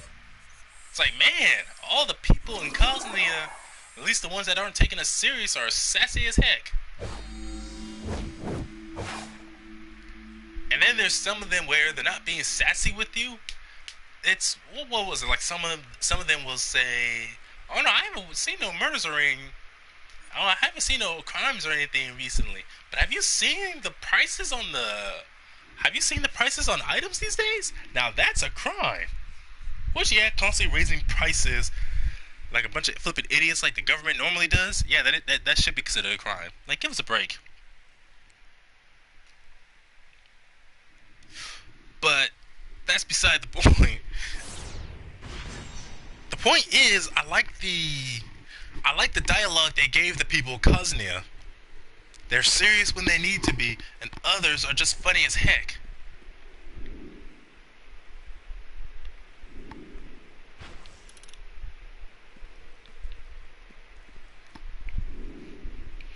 It's like, really, the parts of the story that irritate me is really just Esperanza herself.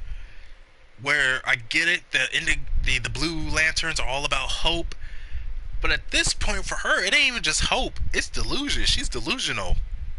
And then there's the Indigo tribe suddenly coming in saying, we'll help her see the error of her ways. And it's like, that's not how you guys operate. You don't help anyone see the error of their ways. You force them.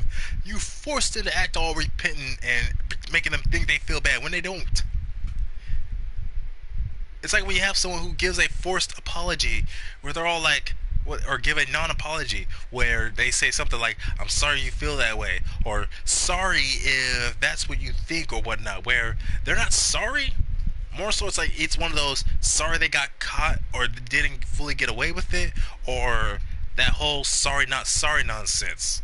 So that's what it is with Reckoning. She ain't sorry. It's the Indigo tribe making her think that. I'm already saying this, I'm repeating myself. So it's the Indigo tribe coming in and not really doing anything to really help. And then there's Esperanza, who thinks, because since she's part of the Blue Lantern tribe, that she's hopeful, when really she's delusional. So it's like, either the dialogue from Esperanza, the way they handled her, could have been done better, or better yet, just leave her out entirely. And don't try to do the whole forced redemption thing with Reckoning. Should have made her stay a villain. Like, maybe that's what the whole all 4 chapters could have been. Her being a new servant of Neuron, who's going around committing all these murders. And first it starts with us working with Vovoid in Cosnia, and then maybe the next chapters could be us working with others in different locations and trying to track down Reckoning and stop her. And along the way, find out why Neuron needs Reckoning and how to stop him as well if he's got yet another grand scheme cooking up. So that could have been, that's what it could have been. It been this whole mystery sort of thing you're trying to figure out.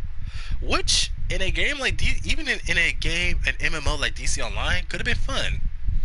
Finding out what's going on, who's committing murders, and then you find out who's committing the murders, Reckoning. And is it for herself? No, you find out she's doing them for, well, both for herself, for whatever reason, and for Neuron. So I don't know, maybe the next 3 chapters, since it's a 4-chapter event, that's what we're gonna find out. Is what happened to Reckoning to make her decide to sell her soul to Neuron and start committing all those murders, and what was her end goal, and what was Neuron's end goal for convincing her to sell her soul to him and become her and have her become his servant. Like, what was he trying to gain out of it besides, because there's got to be far more to it than just oh well, she sold her soul to me, so that's why I just felt like sending her. Like, no, there's got to be a reason why he would have her do something on such a grand scheme, on such a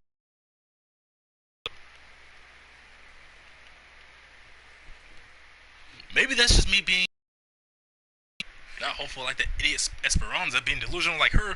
Man, I really do not like Esperanza. I don't know. Maybe she can end up being presented as a much better character with less either less annoying dialogue, or you better yet, just give her less dialogue in general. Cause she didn't really do anything to help at all. Like all these people getting killed, and yet she's all like, "No, I still gotta save my sister." Like, what about the people who are what about the innocent people like the Void, Jack, and all those other people who have powers from exobites? What about those people? Chalk up another win.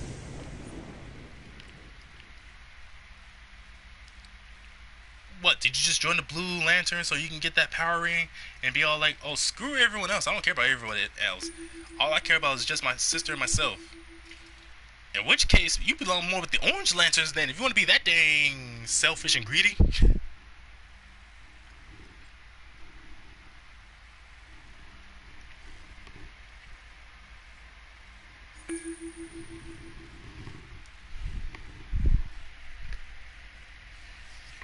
So it's like either give her better dialogue so she's less annoying, or just give Esperanza less dialogue overall. So, because if they're not gonna give her like better dialogue so she's not an annoying character, then at that point, just don't have her talk at all. Then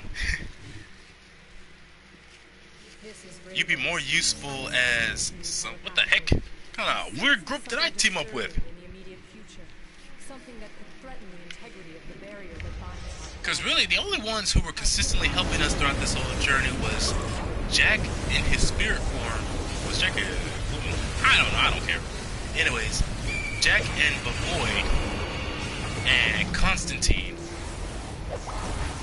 So again, literally, before Esperanza steps in, the story was good.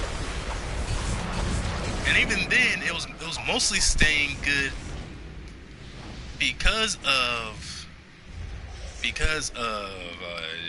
John Constantine. Esperanza, she just ruins it.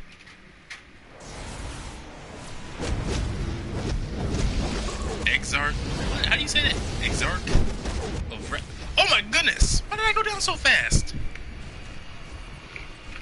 I saw my health going down, but for some reason I couldn't react fast enough. That's some major high octane amounts of nonsense.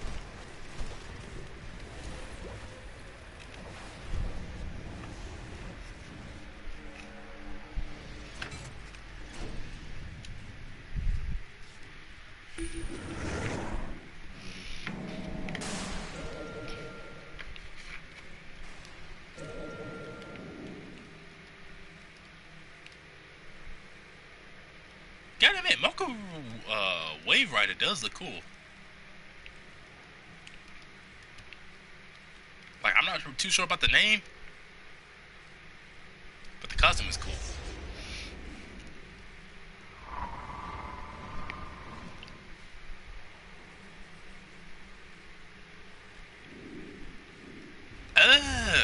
Supposed to go down.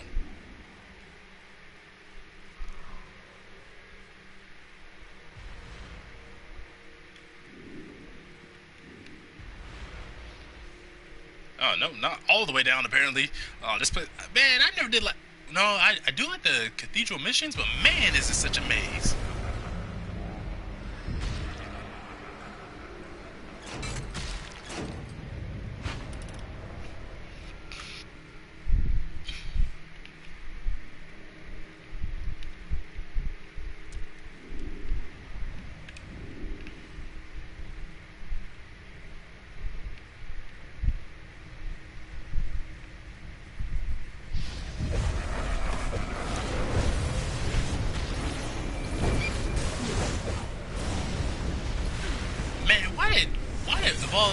Of all the guys to represent Brad, why did Jared have to be a black guy?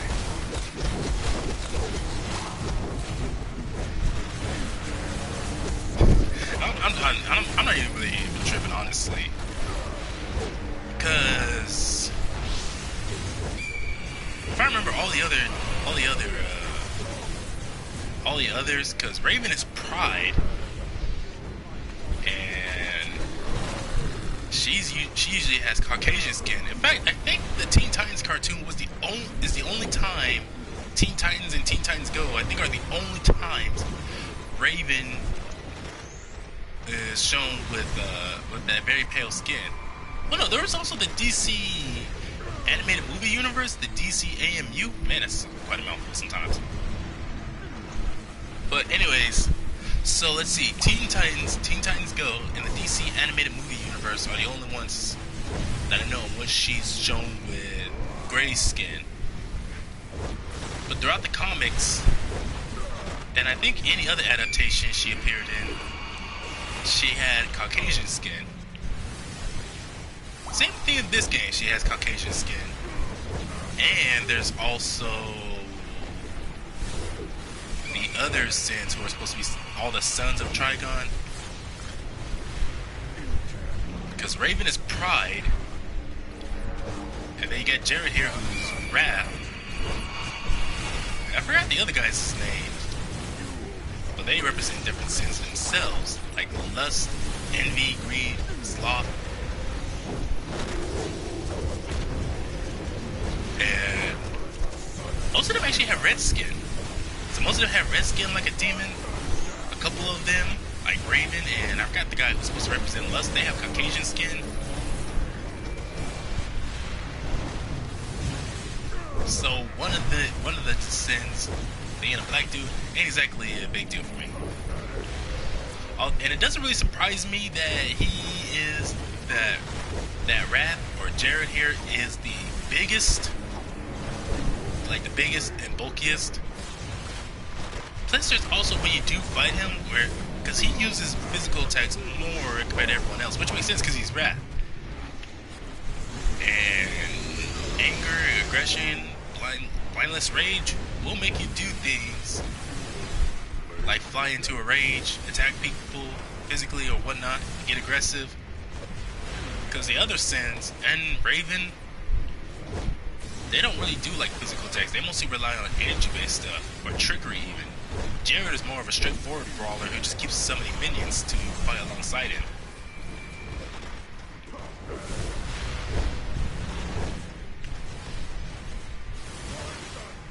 It's just crazy how for Jared's character model here, almost every time when he's speaking or even the way he just stands, he keeps having his mouth open in a way kind of like Baraka. It's like here's the thing, Baraka, I was about to say Tarakans. Tarkatans, man, that took a while. Tarkatans don't have lips. Jared does have lips. Something you can do. Close your mouth. I understand you're supposed to be Wrath and you're supposed to be angry and all that, but even Hulk doesn't keep his mouth and teeth shown like that all the time. Even when he talks. Except for Marvel vs. Capcom. Well, at least Marvel vs. Capcom 3.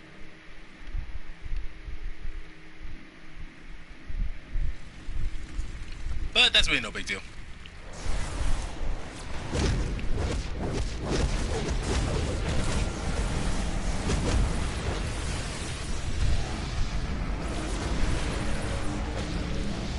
Hey, have I been streaming for over an hour already?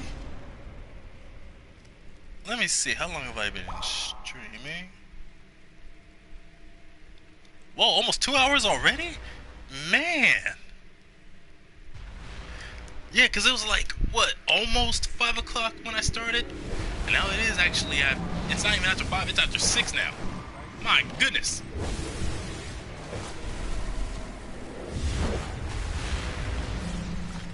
Stop it! Stop it! Stop it! Take that, you stupid imp. Oh man, you got this treasure chest right here, and yet no treasure that I can get from it. Oh man, you suck.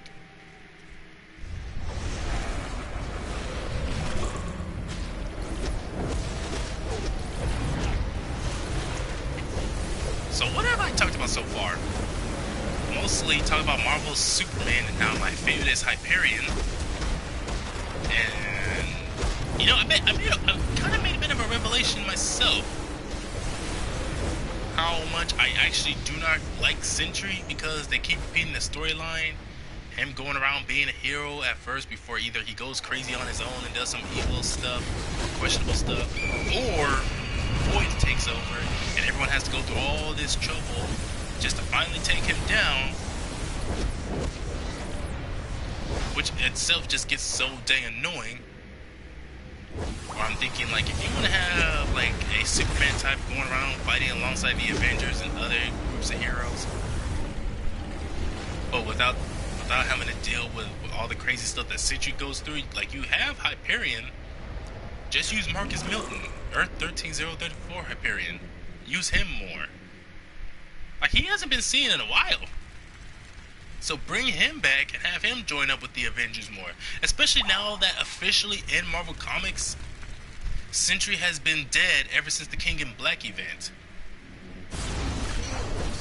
So with Sentry dead, this would be a perfect chance to bring back Marcus Milton and Blue Marvel and help elevate them to a higher status. Make them even more recurring, other than just a few runs of the Avengers. Heck, even give them a few of their own limited series. That's what I'm thinking Marvel could do. This would be a perfect chance. So that way you'll still have your Marvel Superman who are still alive. That now being officially just Gladiator, Hyperion.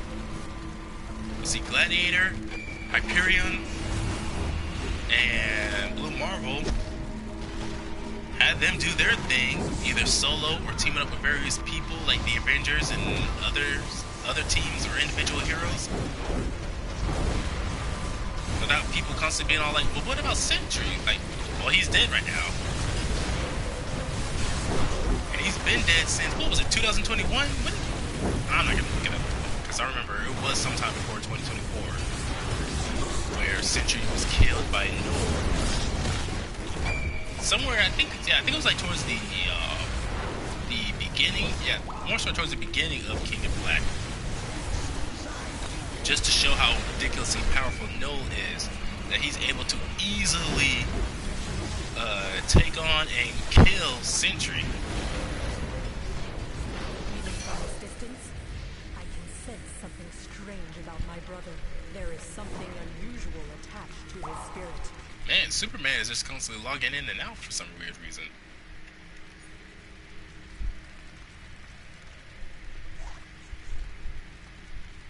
Defeat Jared after defeating 5 of his summoned greed imps.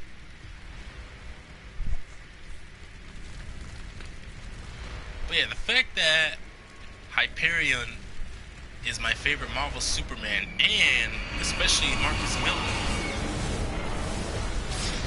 is part of why I chose to give Noor a costume based off of Marcus Milton. Although it's interesting how I say that Hyperion is my favorite, because I do really, unlike Sentry, when it comes to Blue Marvel, Gladiator, and Hyperion, it's not just their, and Sun God, I can't forget about Sun God. It's not just their, unlike Sentry, I only like his costume design and his powers, that's it. I don't like his personality. His personality, his story, I don't like it. I don't like it at all, really. But with Blue Marvel, Gladiator, and Hyperion, mainly 712 Hyperion and Marcus Milton, so Zebran and Marcus Milton, I actually like more, like, so it's their costumes, their powers, how they use their powers, the way they fight, and their story as well.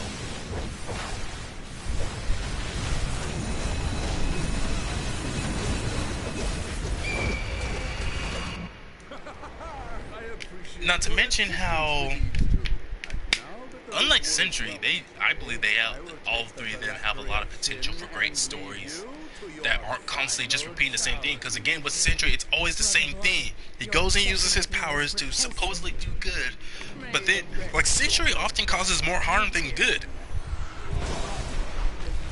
That's why I think him being killed off the way he was, I think that would actually end up doing Marvel Comics more good than harm in the end. let Sentry stay dead for a while, and let the other Marvel Superman have their time to shine. Especially Blue Marvel. I believe that out of the three of them that are still alive, I believe Blue Marvel is actually the more underrated one. Because really, when it comes to the Marvel Superman,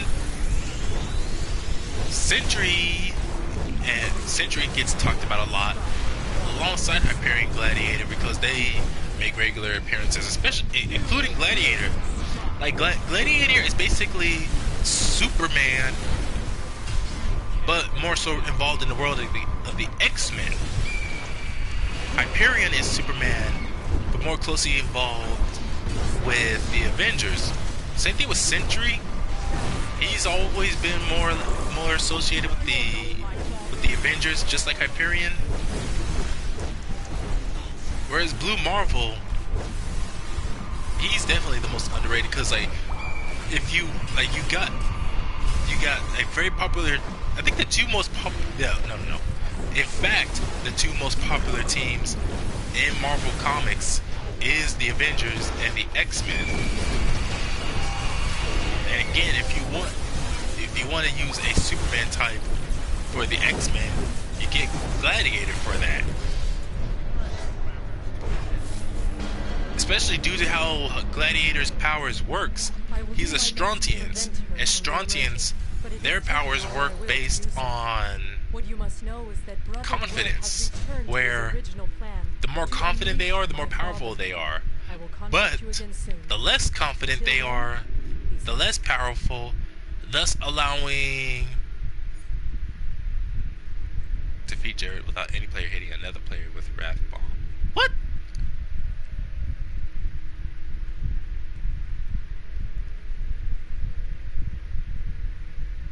Brother Blood's magical hazards.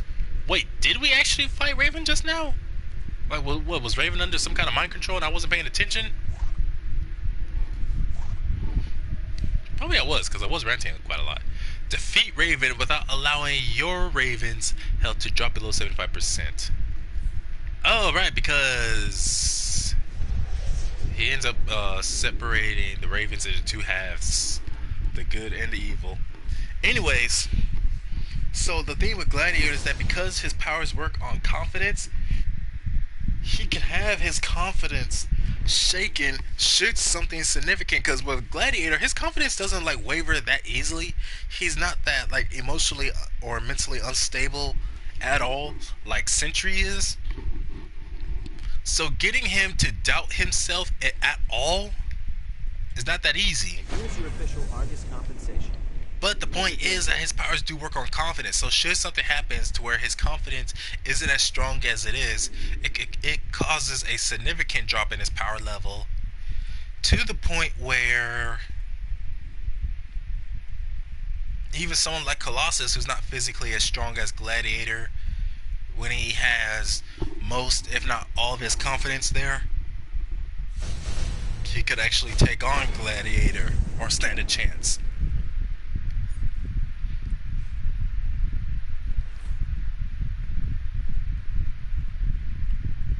So that's part of what allows Gladiator to work.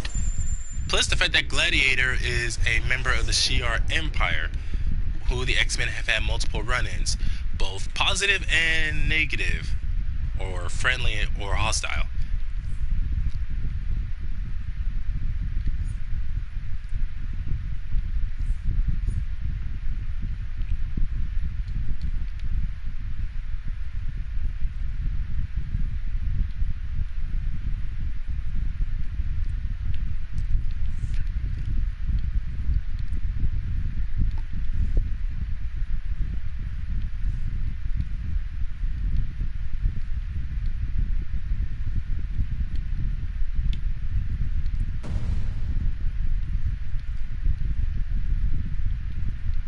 I'm gonna try to hold on to all of this until the end of the week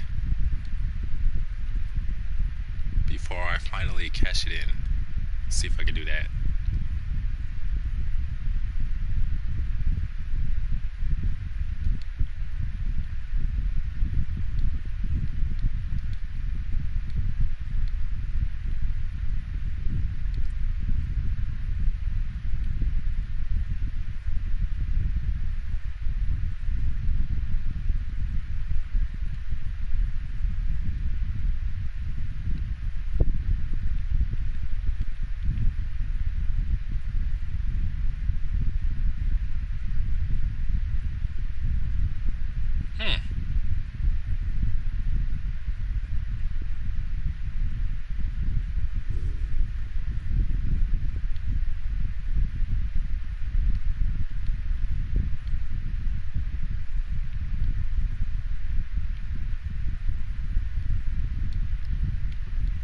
I don't know why I'm doing this, trying to put them in such a oddly specific order.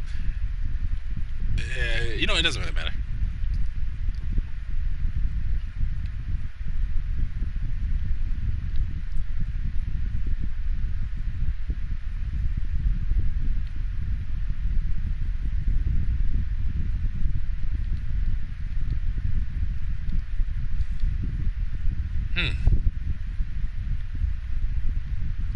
Well, the real question is now what? I got the weekly omnibus done. Omnibus. Whatever. I got that done for Nor. I have been streaming for about like what, close to 2 hours now. I'm not really getting bored of the stream, just more of like what's left to do.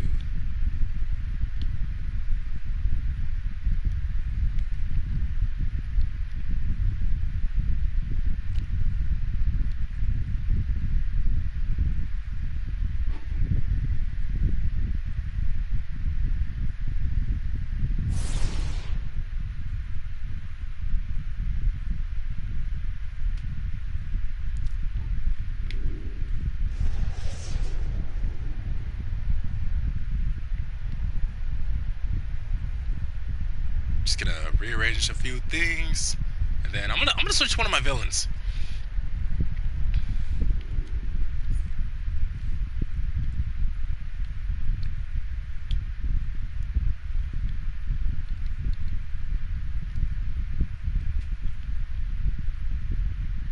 Yeah, I remember when I first used to stream, way back when, almost a whole 10 years ago.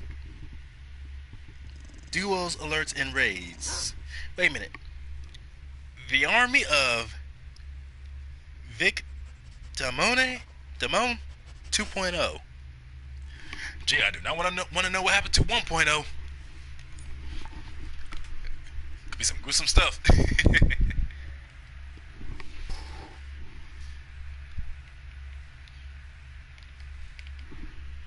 What is it, 6:44? Man, I want to get out and go for a walk. But it's 6:44. Do I want to go out for a walk like around 7:30? Or maybe I can wait. Nah. But that depends. Right now my phone is charging and it's at 38%. Son of a gun.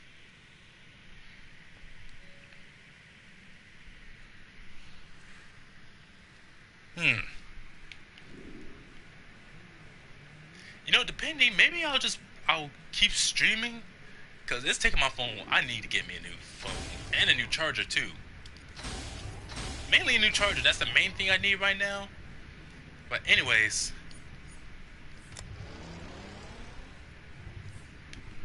yeah, I got really nothing better to do until 8 o'clock, because I'm not trying to go out there in that heat anyways.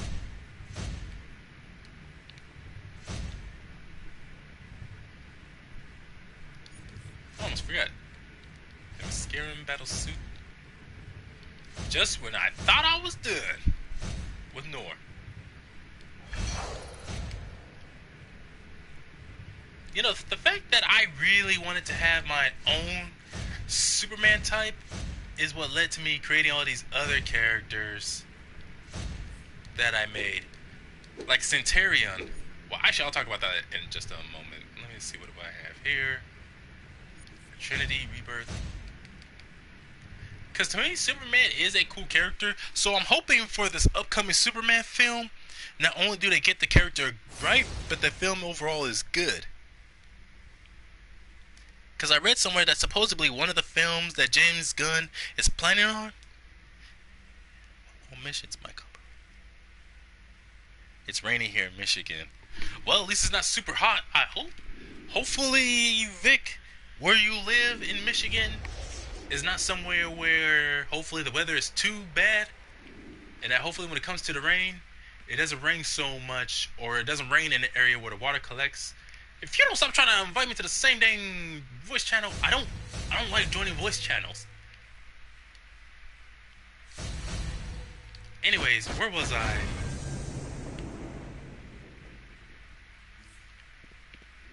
But anyways, hopefully where it rains over where you live, it doesn't flood.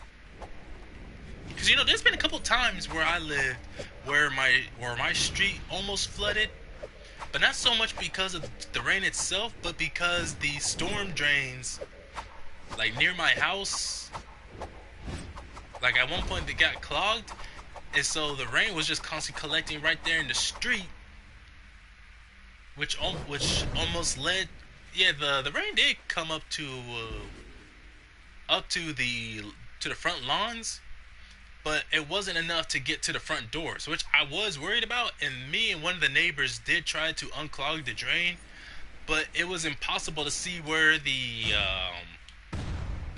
we tried to find out where the drain was, but we couldn't find it.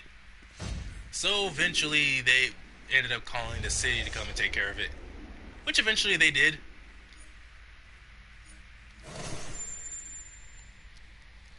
I only have one villain for armories. The weather's horrible in Michigan. Oh, that's unfortunate. Oh yeah, I forgot that's a thing. Wait a minute. Go to your settings.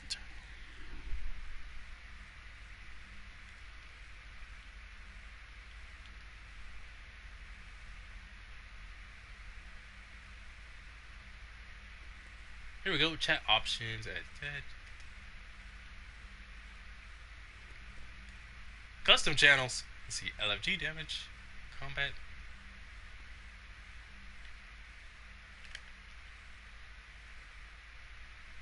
Hey, I haven't got no dialogue. I haven't got nothing in the LFG chat yet.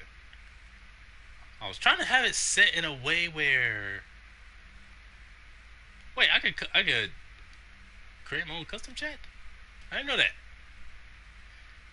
Join, create custom channel. Add new tab.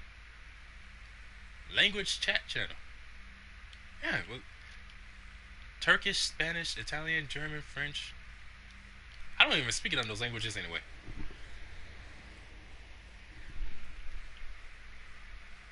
Profanity filter. What do you think I am, a child?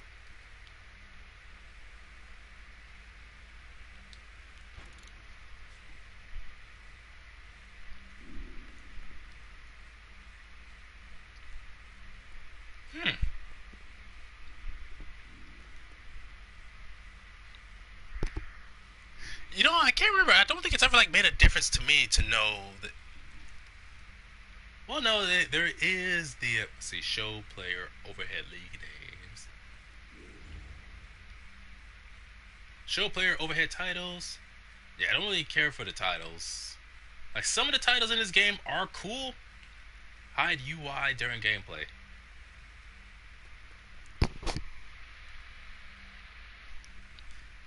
HUD Alpha. What the heck is HUD Alpha? I never did figure that out.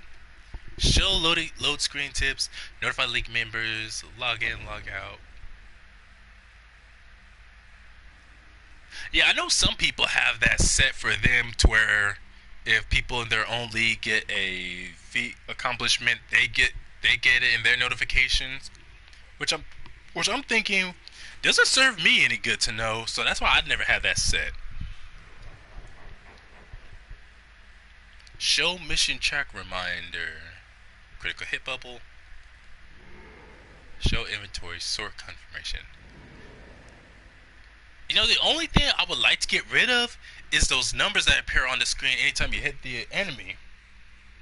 They added a lot. Yeah, that goes without saying. Because when I joined this game, it was after... Oh, whoops. I joined this game after... No, it was right at the very end of the original Justice League Dark event, where Shazam was one of the main characters. See, now this is what I don't get. It says enable Task Force X. I've never seen anything involving no Task Force X that actually came into play here, aside from that text bubble on the side where Amanda Waller appears. Because originally what it used to be was, it wasn't no text bubble, it was straight up Amanda Waller appearing on screen and her talking. And I'm pretty sure the reason why they changed it the way they did was specifically because you would start a mission and her voice would come on overlaying over whoever was also talking for that mission. Not to mention she would sometimes talk for a while. And it would get so annoying. Enable role optional alerts. Let's see. Group invites. League invites. Trade invites. Dual. Oh, here it is. Chat invites.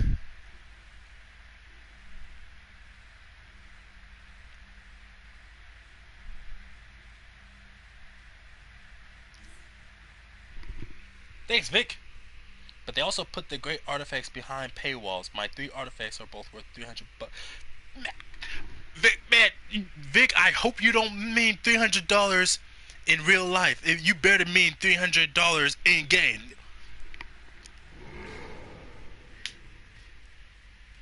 No more repairs to broken armor. You see, now that's actually one of the changes I'm glad they did. Because that would get annoying. You go in, doing a mission, you keep getting taken down, or you keep dying.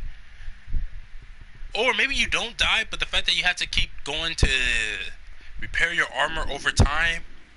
Even when you start at level 1, you still got to keep doing that. And that was just annoying. So I'm glad, that's one of the changes they made. I'm so glad that they did. So now I can just go in, do whatever series of missions that I want, keep on playing, and don't have to worry about repairing no armor or nothing like that.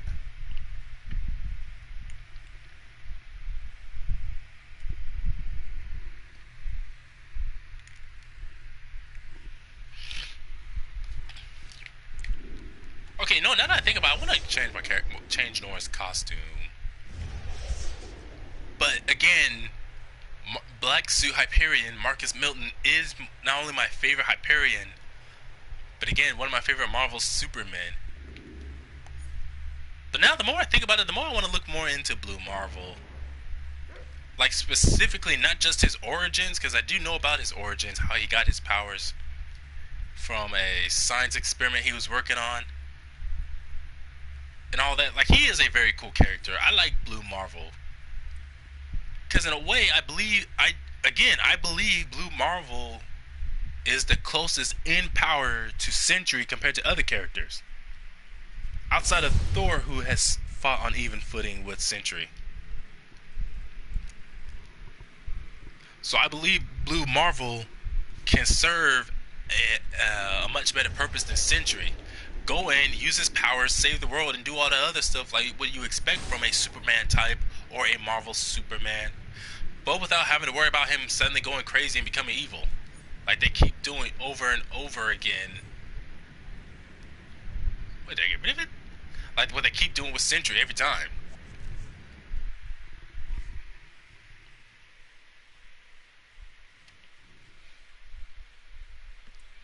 Real money. I got them for free from the game. I have no idea how to get them again.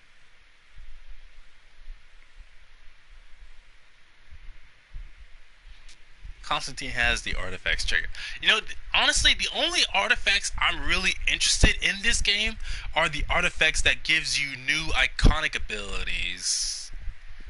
Like I have, and I think I have most of those. So this, well, before I get into that, this is my Superman type that I made, Centurion.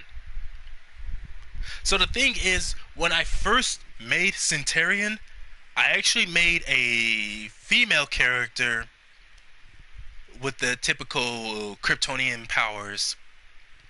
Well, actually, no. Initially, I made her more like a Viltrumite, as in a literal flying brick. Not literal. Anyways, a flying brick, as in no energy projection of any sort, just strength, speed, and flight. But then I decided, you know, maybe I'll make her a Kryptonian. So that's what Centurion was. Not only that, but No. Because it was a while ago. Now I fully remember.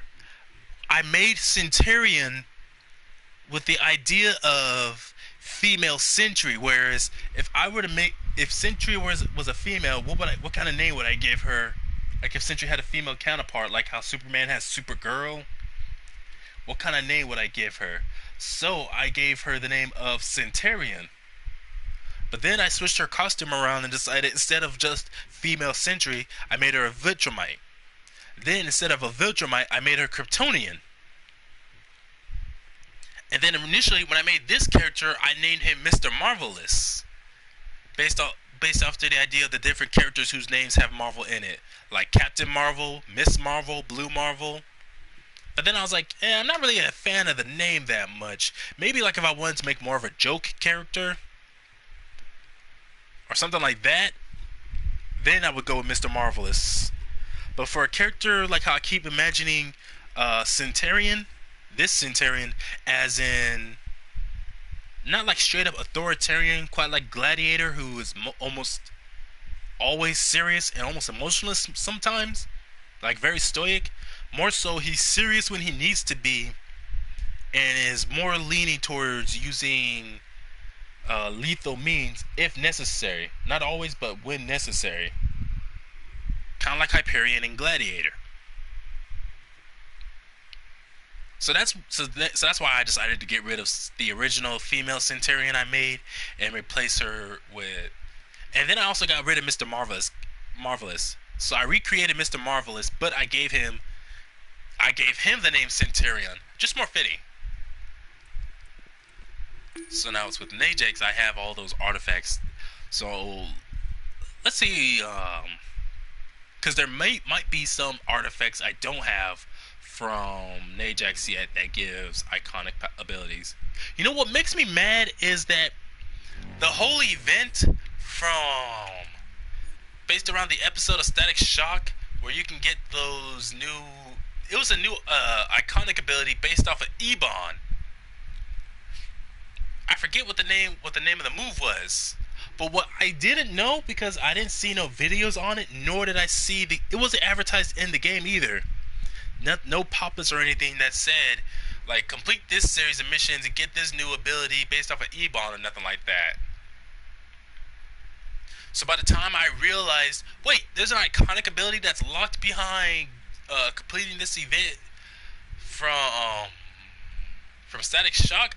Yeah, shock to the system. I did not know that. So I missed out. Yeah, Shadow Curse. And I could have gotten it too. 95% done.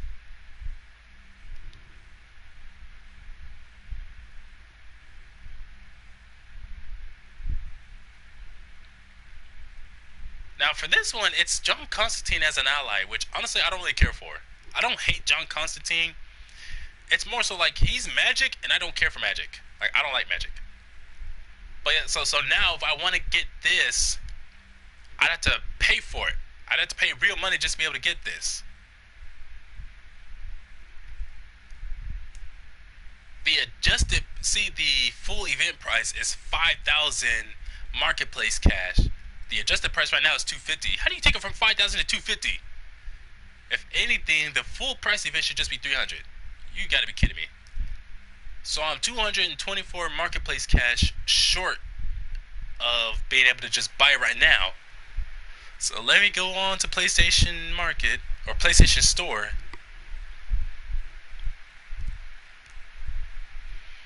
So if I want like 1,000 marketplace cash, I would need to pay $10. So $10 of real world cash just to be able to buy an iconic ability in the game. But if I don't get it in time, no doubt they're gonna inflate the price back up to 5,000 marketplace cash. Which, if I want to get that, I would have to pay $4.99. So $45. $45 of real world money for an iconic ability, based on the full price. But here's the thing: I don't want the full thing. It's the iconic ability that I want. But I would have to buy out the whole thing just to be able to get that. Like, seriously, I got until January 13th.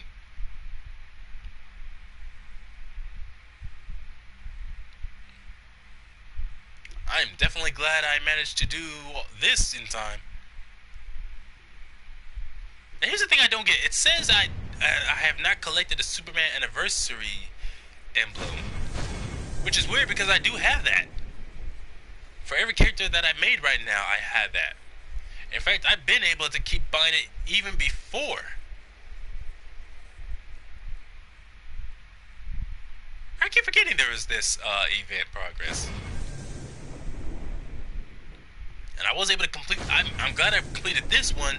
So I was able to get the Spore Pod iconic ability. See, this one is just chroma packs. This one is just an item or a costume piece, Wondrous Passion Tiara. And this one's just an emote.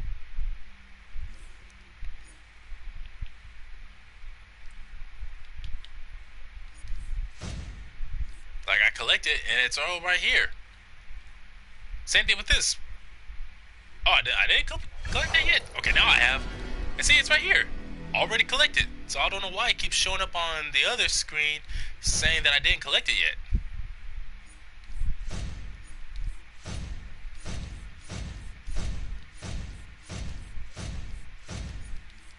But anyways, more allies and iconic abilities, I'm definitely down for that.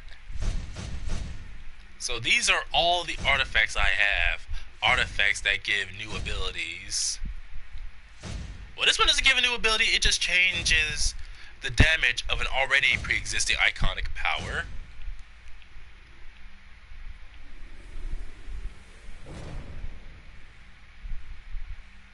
Oh sweet, I can add and withdraw from at least 3 of the 4 banks. I'm gonna do that.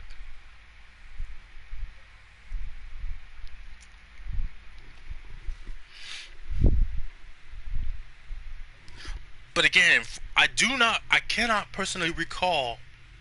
I got to get back to work, but I sub to the channel. I'll catch you on the next one. Maybe we can meet up in the game. Hopefully, I'm hoping we can meet up in the game. Nice talking with you, Vic. The artifacts I have make me almost invincible. You're right. The only people who I've seen who can attest to being almost invincible in this game are high-level tanks. Like people who have a ridiculous amount of skill points, and their character's main thing is they're a tank, or their main role for them is a tank.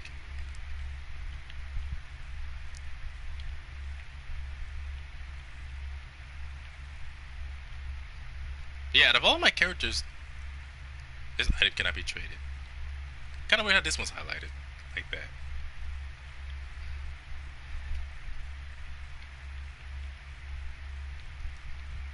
Restores health and power as well as increases your dominance.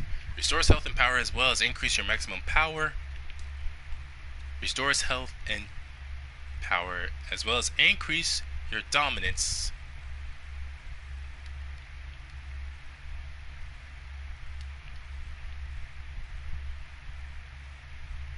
Ooh, I'll take the Special Forces one. I don't know why that says imprinted to armory build. I don't have this. Last time I checked, I don't recall having it. Oh well.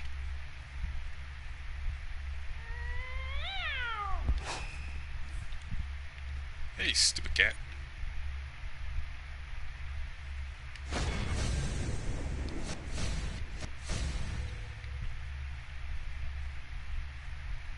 Well, they're both just as dark, but apparently they are different.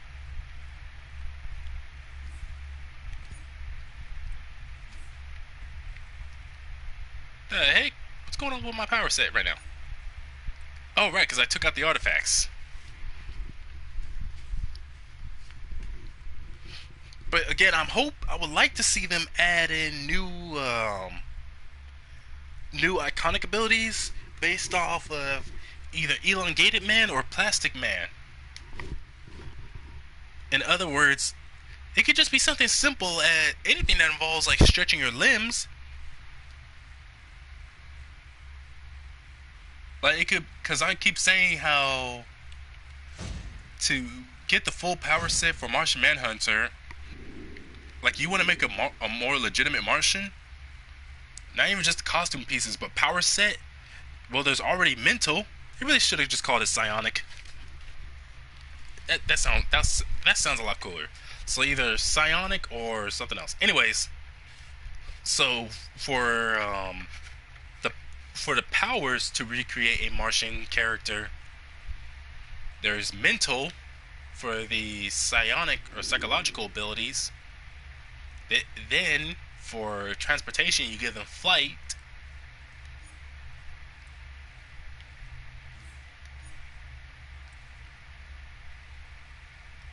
Give them flight, transport, let's see, flight for movement, mental for the main power, and then for the iconic powers, let's see, I already talked about flight. Like, weapon style could be whatever. Martial arts, brawling for barehanded. I'm just thinking like not hand blast, because Martians, I've never seen no Martian use hand blast.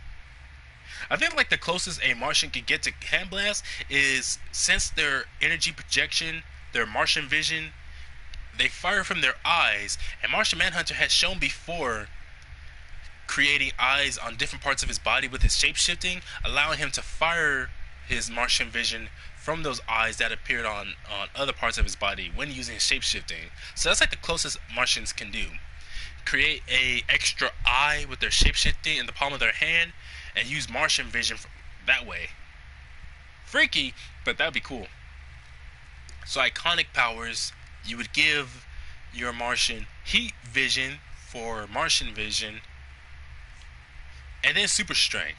So super strength, heat vision, flight, martial arts or brawling, mental, and then what else? And that's pretty much it as far as what they do have in game that you can give your character. But then also, they could add in a couple of abilities based off of Elongated Man and Plastic Man. You can have one that's a pull, where they use one or both hands to grab the enemy and pull them in. And then another iconic ability that is simply just stretching their hands out, one arm or both arms, stretching them out to simply strike the enemy. So one that is a pull and the other that is just a simple strike. Then you would most definitely legitimately have the entire Martian's power set. Cool, haven't played this game in ages. Man, why would you give yourself that name? Gunner for life? Come on, man. Or woman. Remember, this is the internet. You don't want to judge and risk getting canceled. Not that I'm tripping about it really much. 320 points.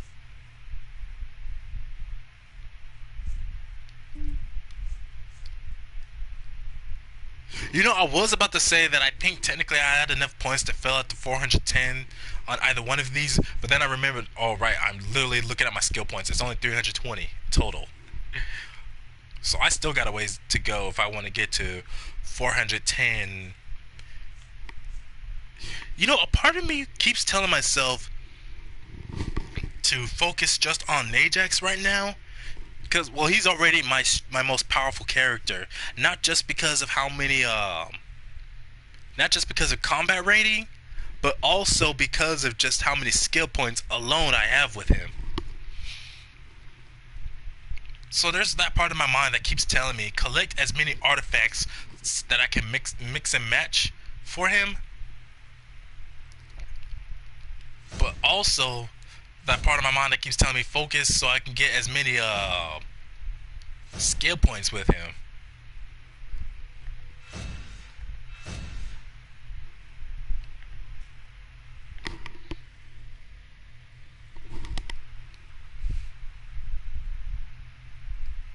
In fact, I'm gonna go straight to. Do I want to go to Constantine first? No, I'm gonna go to John Constantine first. I'm gonna take a look at all the artifacts that, at least that I know, it gives an iconic ability if you upgrade it enough.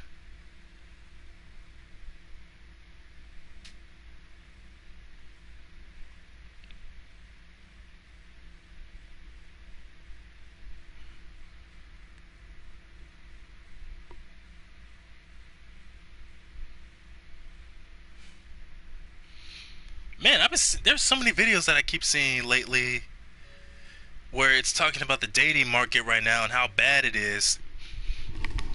And most of it is talking about how bad it is because of all the nonsense going around that women are doing.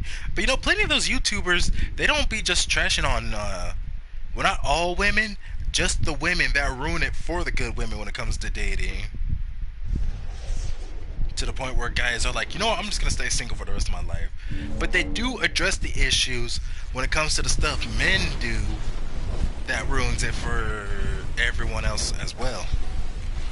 Which is like, yeah, definitely it's always good to point out what both sides are doing wrong. Like, yeah, you got all this stuff women are doing to lure in guys, but then there's the guys who are easily falling for that stuff, and then they go and make all these dumb excuses for why they are falling for it, and making excuses for women all the time too. Which I'm thinking, I don't hate women. I know there's good women out there, but you definitely gotta watch out for the bad ones. And definitely don't be a simp. Don't be like those guys who are such simps for women that they will basically defend anything. Dark Lord Kent. And he's just got the angry skin on, and that's not the emissive eyes. I don't know what type of eyes that is.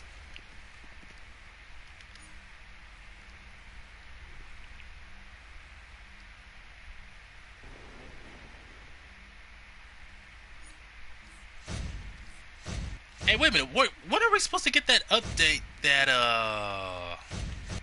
because I heard there's supposed to be an update that gives your character the ability to add 4 artifacts.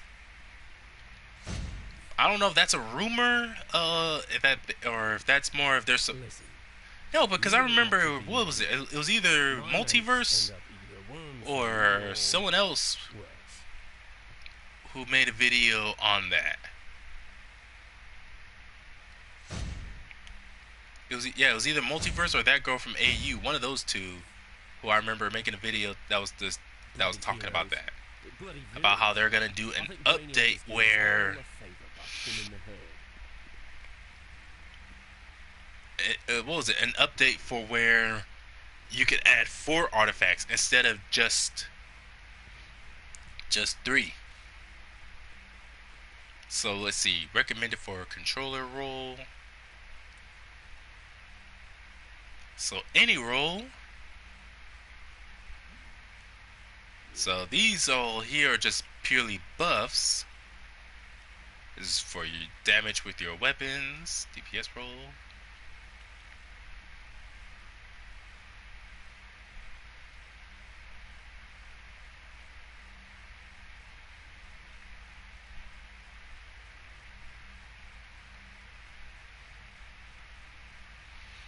Now, if I remember with this one, this is like, I think this is the only artifact that I know specifically where it doesn't give you a new ability, but it summons an ally that comes into battle to assist you.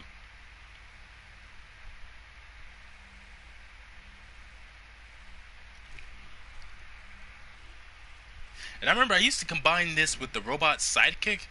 I don't know why, for whatever reason, eventually I got rid of this.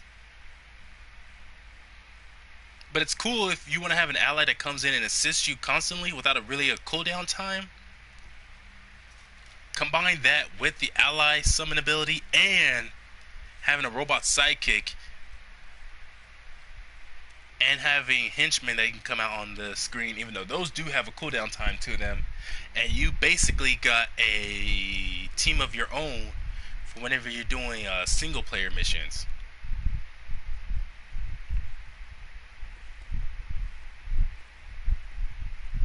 For 5 seconds, are you kidding me?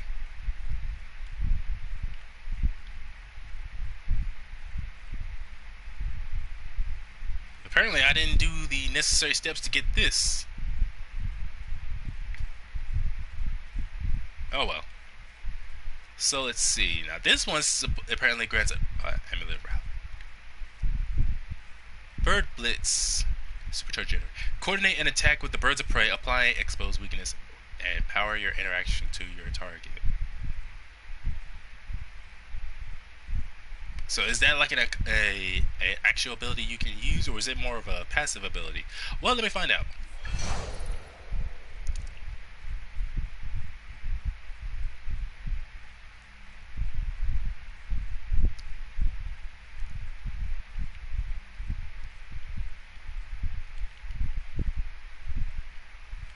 I still have no idea what the heck this whole wolf pack thing is. It looks like it's all just the same stuff. Like, what's the difference between it and the regular stuff that I already have?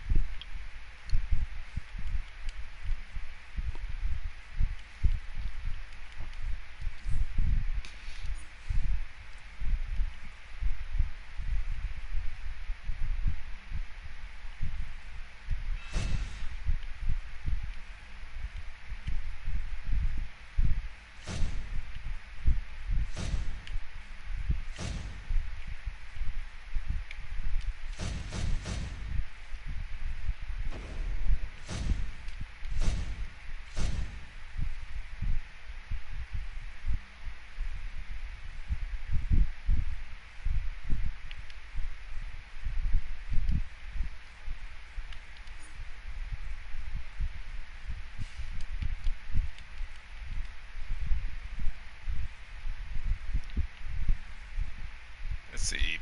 Pyramid Slimline.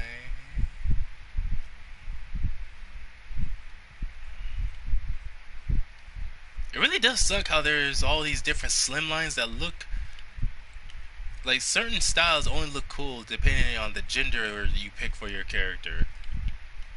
Like the basic slimline that's literally just titled Slimline looks cool on on the male characters. The male version of the Pyramid Slimline that I have here and the male version of just the regular Slimline,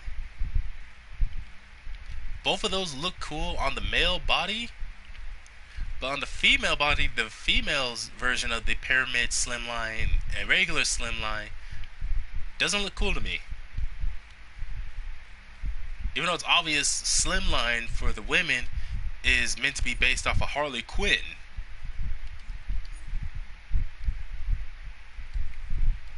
And honestly, I would have preferred if the Slimline for the female body was instead based, if it was just like the male version. Same thing for the Pyramid Slimline. And there's also the reverse Slimline. So like this is the reverse Slimline for the male body, but the reverse Slimline for the female body, it's such a different style of its own. You can say that about all the Slimlines. Yeah, almost every Slimline for the male and female body are so different from each other that really there's hardly any difference at all. Or no, there's hardly any similarities at all, other than just the name. To the point where I'm thinking, you might as well, I don't know, might as well have just called it something else. Either a different Slimline, or yeah, like just give it a different name, while still giving them a Slimline that looks exactly like the male counterpart.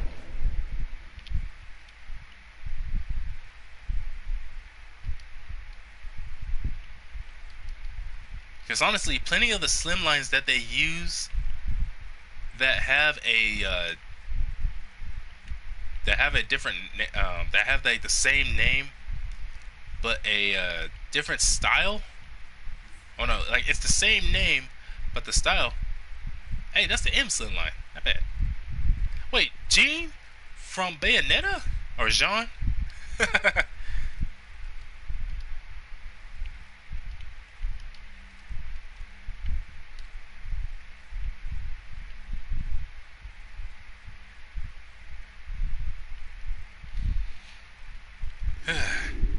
Man, the first Bayonetta game was fun. I liked how you could unlock Jean. At least that was an alternate skin to play as.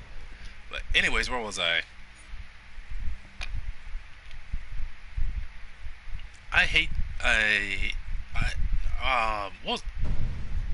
was about to say something else. Yeah, I was talking about the slim lines. So I'm thinking that the slim lines that they give that are exclusive, or not just the slim lines, but other costume pieces that are exclusive to either the male or female character.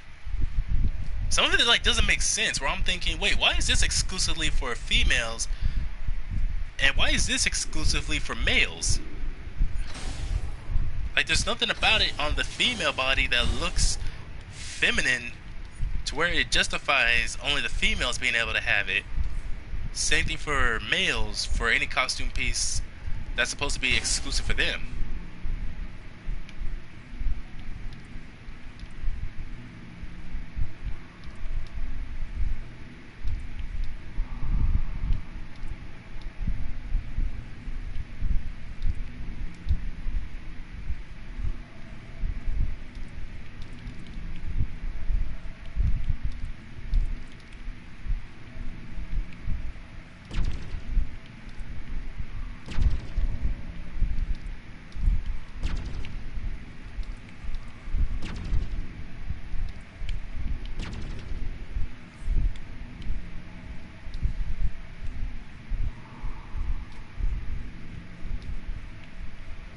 Man, it's amazing how I'm always constantly adding these people as friends because we get along so well, we talk, we play together, and all this. But it's like over time, I don't really hear from them no more.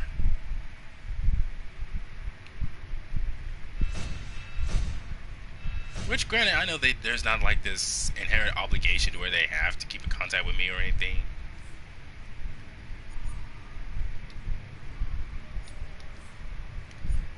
So, abilities and loadouts.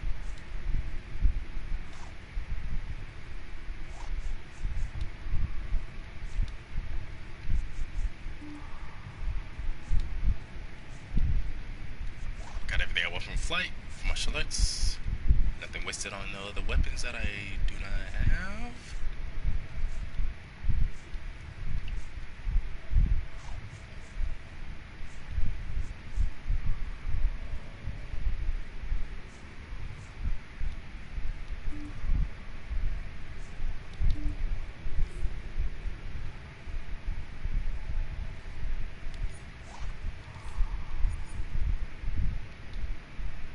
So let's see. That.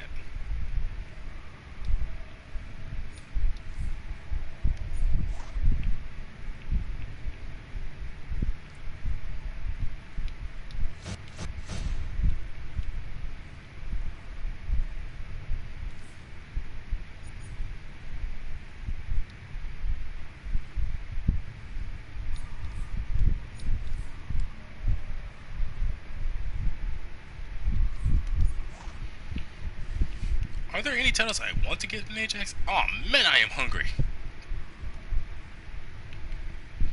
Let's see. Anarchist, Beastmaster, Brigader.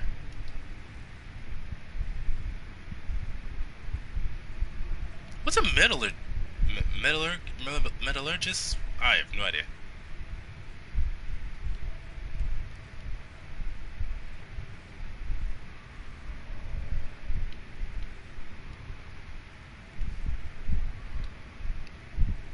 The Furious. Nah. The Legendary. The Tool fan. Like Red Tool. Kind of funny how Marvel. What's interesting is how DC made Deathstroke, then Marvel would eventually make Deadpool based off of Deathstroke, only for DC to later make Red Tool based off of Deadpool.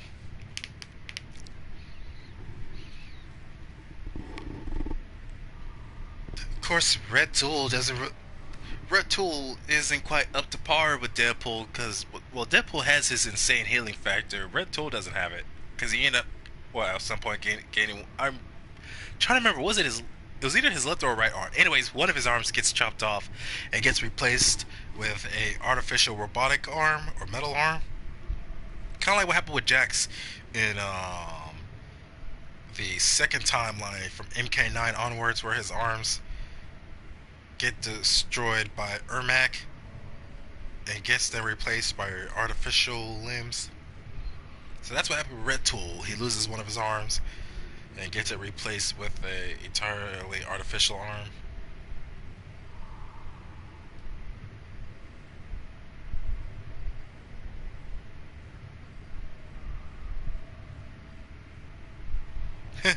Master of Disguise. Well, he is a Martian.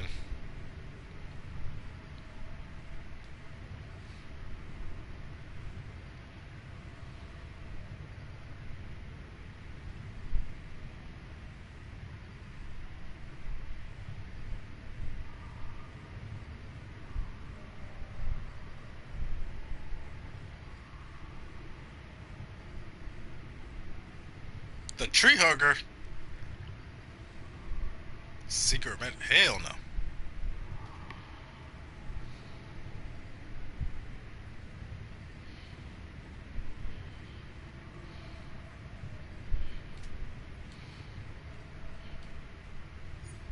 Give my character the apocalyptic look.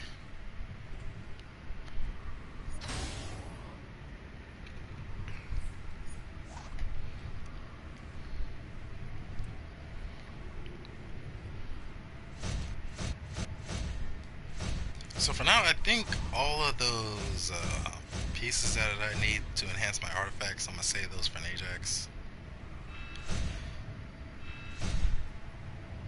So all of these artifacts right here grant brand new abilities,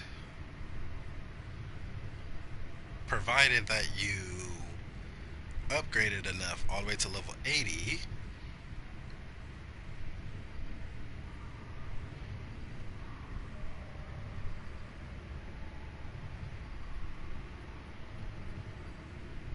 Now this one I find confusing. Like, I try to get it to work, but sometimes it's like, do I need to do enough damage to enemies to build up the charge, or does it charge on its own over time? Because there'll be times where I will use it once and it will do damage to enemies, then I'll use it again immediately after it cools down and it does no damage at all. So that's why I'm thinking that the way it works is that I gotta damage enemies at first, damage them to charge up the move, and then after I charge it up enough, then it actually does damage. Like, I'm trying to read it here. Attack, let's see, Computo's redistributor HUD. Attack up to 8 targets with fully stored energy from Computo's energy condenser. Damage done is a sum of a percentage of your might and percentage stats, might and precision stats combined with, oh my goodness. Damage done is a sum of a percentage of your might and precision stats combined, which is increased for every bar of energy condenser filled. This attack will drain any fully filled bars. Okay, so I gotta do damage with my might and precision. And from what I remember, might and precision is literally just my melee or physical attacks and my powers. Let me look it up. Wait, no, not that. So yeah, this is damage with, so this is precision, which is your weapons. This is the damage you do with your powers, in this case mental for me, which is might. Oh, I thought it was the other way around first. I thought might was the melee and precision was the powers. Oh well. So precision is the melee, might is the powers.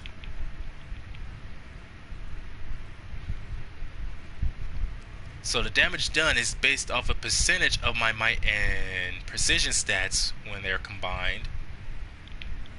And looking at the stats I have now for my stat points, I have 108 for precision, 131 for might. Even though I do have it to where the qualities and stat points I have emphasizes a mix of both, because I like to do damage with both my weapons and my powers instead of just relying on one or the other, at least with an Ajax. Let's see, might based damage bar is accumulated for a total of whatever percentage of your current maximum might stat powers. Precision based damage bar is accumulated for a total of a percent of your current maximum precision stat, which is weapons. Filling might or precision damage bars to halfway grants 1% damage increase for each half bar filled. Filled bars do not grant this bonus.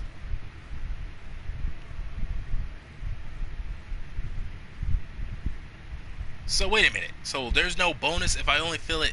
If I fill a full bar, I don't get a bonus. So I only get a bonus if it's only halfway, and that's only for 1%.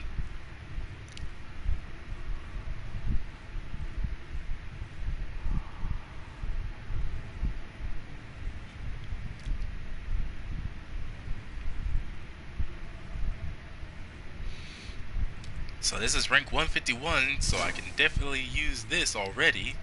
And this is rank 99, so I can use that. I just got this, and I just got this. And Gem of Horus, which grants Talent Strike.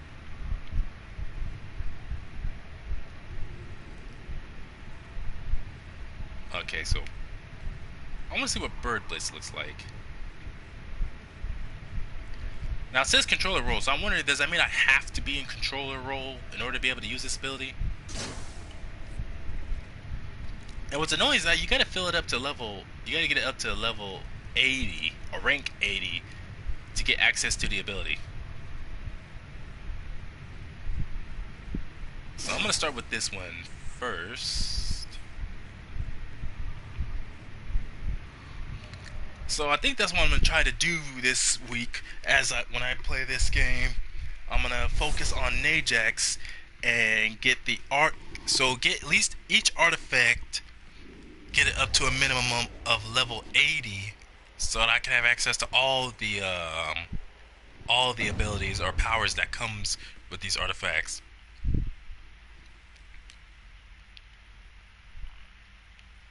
Because that's what I want to mainly do. Just accumulate more and more abilities or powers that I can use for Najax.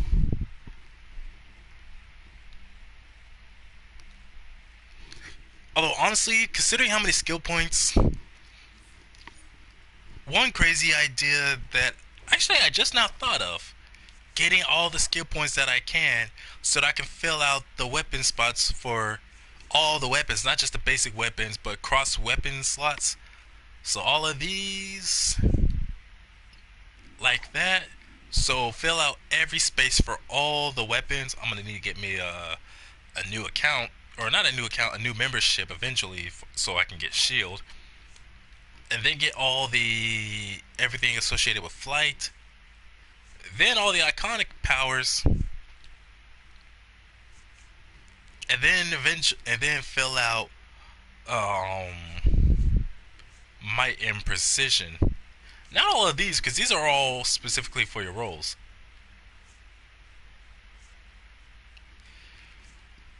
I'm so glad I ran into that one other player who, hey, 44%. I'm so glad I ran into that one other player a while ago. I wish I could remember his name, but he really helped me out with understanding stats better, helping me to understand that while it says recommended for a healer, that means it's specifically recommended or almost exclusively meant for that role. Because healer, it doesn't really help to have, from my understanding, especially what he told me, having this, any stat points to this, only really helps if your character has a healing ability, or not a healing ability, but a healer role for healing yourself and others. Same thing for this for tank, and for controller, this for controller and tank. And so most of my characters, the only character I have that plays an alternate role other than DPS is Miravar for controller. And every once in a blue moon do I switch to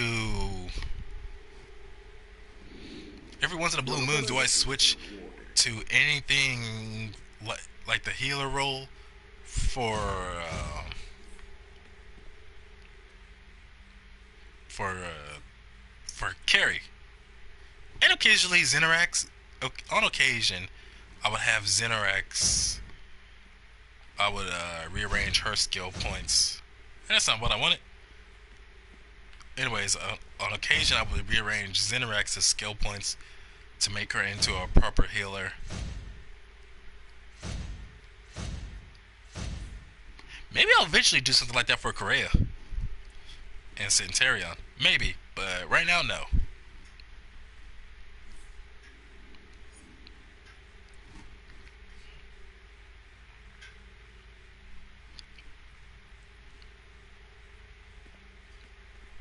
So I'm going to put these at the end. So these three I am ranked 0 with, and I'm going to try. So I'm going to start with BOP Comlink.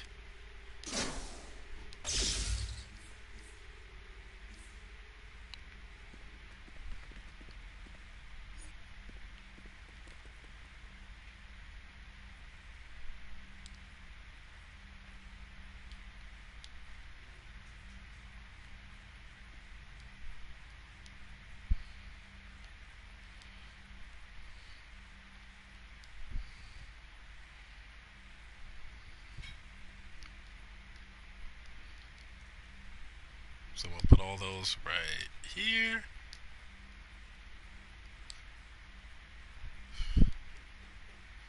So I think what I'm gonna do is I'm gonna keep spinning. So anytime I get on this game, I'm gonna keep spinning the rest of the week, getting as many source marks as I can to buy more of this stuff from John. Like your mum. What are you going on about?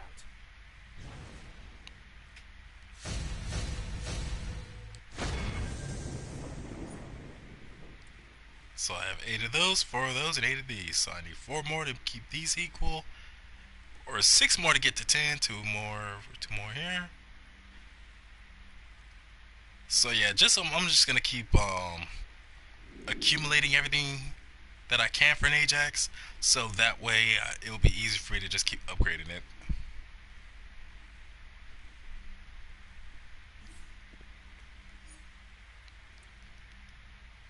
In fact, yeah, I'm gonna head on to Metropolis, look around for some supervillain missions to do. Go harass the public. And then while I'm doing that, let's see, harassing the public while I'm at it. And then while I'm doing that, where am I at with an Ajax on the omnibus?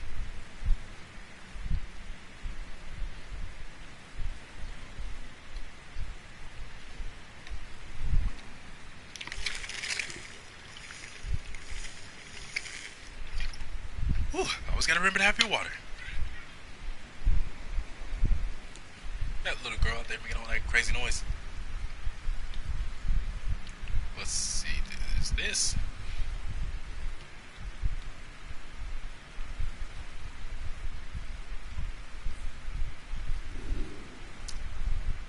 Bro, what the heck are you wearing?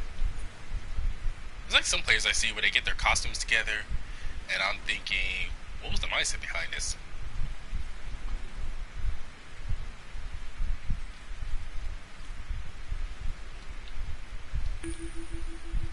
So I'm gonna start with a raid, get that done out the way. What was that? Theo the Great Dyna? Well, as in dynamite. Alright, let's go find some people out in the public to harass. Let's go punch somebody.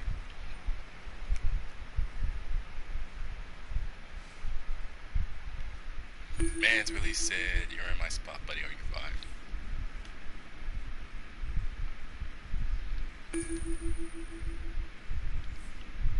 You gotta admit, that is kind of ridiculous. Like, you're playing an MMO and you're talking about move. Like, how are you gonna tell someone to move like you got some kind of authority? In a video game like this. You know, that kind of reminds me way back in when I was in high school. And one of the classes I was in, it was like a teacher who I had.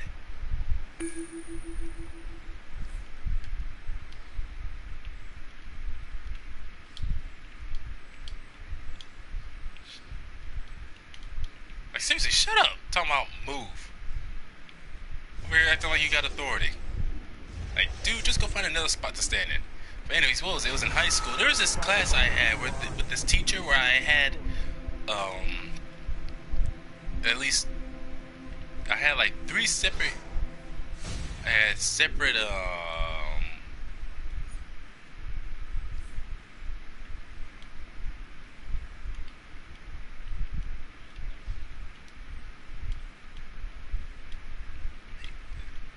how are you gonna tell someone to move and talk about make them?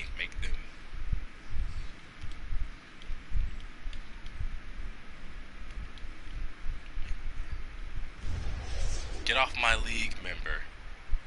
Huh? Yo, a bunch of weirdos in this game today, playing online. I can't stand this guy. And there's 3 of them in the area.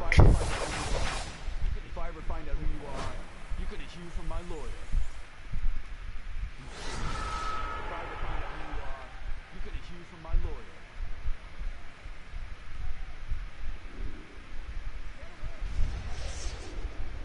This is my TV now.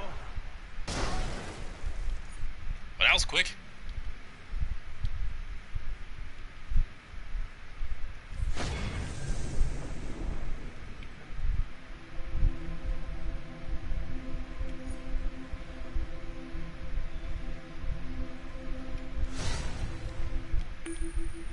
where was I? Oh yeah, so this is kind of like back when I was in high school. There's this class I had with this teacher where I would have him for... Oh, that was weird. So I would have him for... Which class was it? It was...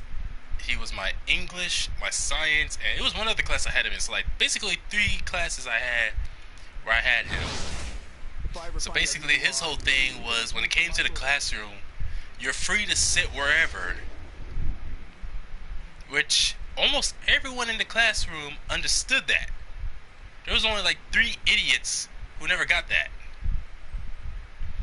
One of whom, where I was sitting in a certain seat in the classroom, and he had the audacity to, anytime he saw my stuff, he would, like, I would go into the classroom, put my backpack there, and my backpack and all my supplies, and that damn fool would just come along and move it, even though it's all my stuff is already there, sit on the desk,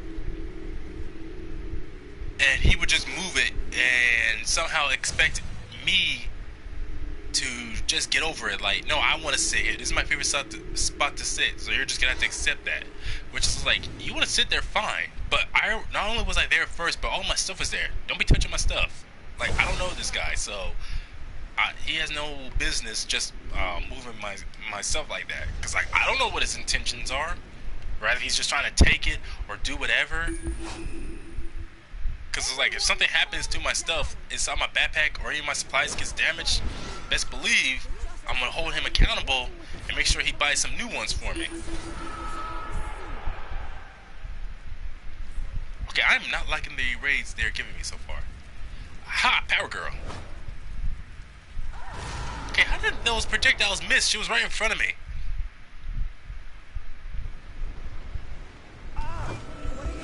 Be afraid. Oh, you son of a gun. Be afraid. Be very afraid. And you, I just don't like you. So anyways, this first of all, and I remember he was basically a hypocrite about it too. He would come along and see my stuff that's already sit on the desk, and if I'm not sitting there at the time, he would just take it and move it. But then at one point, I did the same where I was tired, because he already did that. So he comes along, so I put my stuff in the desk, in that seat, but then I go straight to the bathroom so I can use the restroom before class starts. I come back, he's done it again, so since I feel like being petty, I decide to do the same to him, take his stuff and move it along. And he had the nerve to get all upset, being like, hey, what do you think you're doing? It's like, what do you think you're doing? That's literally the 3rd time he did that to me. I do it to him once, and the dude literally has an emotional breakdown, talking about, hey, what do you think you're doing?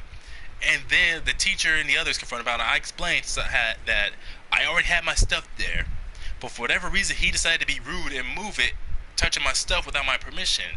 And they asked him if it was true, and he's like, yes, but he wasn't present.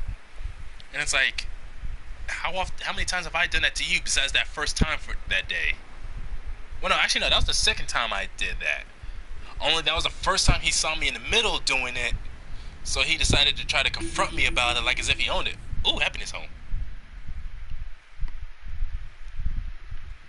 So he decided to make it into this big old drama, like he always does, and try to paint me as a villain. So the teacher took him outside the class to talk about what his issue was, and he was talking about how he made that his official spot and how I just come along in there and just take it. And the teacher had to explain how everyone's free to sit wherever they want. So he went back inside. He's like, whatever, I can't remember. He said something in Indian, just talking about, he ended up calling me a jerk. And then both teachers told him to come back outside, and he's like, no, I'll calm down by myself. Like, the arrogance of him. And then there was one other guy, only this dude was actually, what was it, he was mentally challenged. He like, I know, like, for some people, just how mentally challenged they are, there's levels to it. For him, it was, this guy in particular, it was more so to the extent that, for him, he was just violent. Either violent or just constantly, like, making threats to people. and just being hostile for no reason.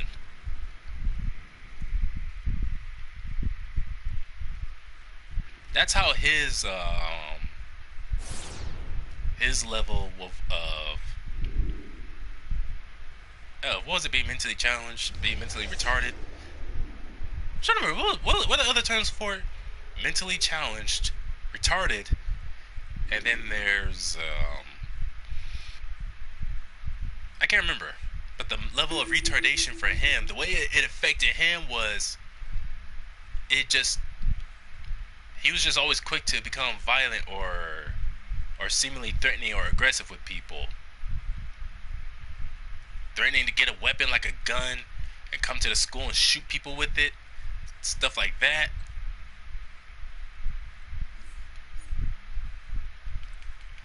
Which none of us ever took serious. I think and to be honest, I don't know if he ever would have had the guts to do it. Like, on the one hand, he could have been making those threats because, again, mentally challenged. So just saying stuff to try to make himself sound tough. Talking about he's going to bring a sniper to the school or even a machine gun. And there was times where I saw him on the computer in the same classroom actually looking up different types of guns. Or how one time he's talking about he would bring a sniper up to the school. So stuff like machine gun, a sniper, and how often he would try to get physically violent for no apparent reason.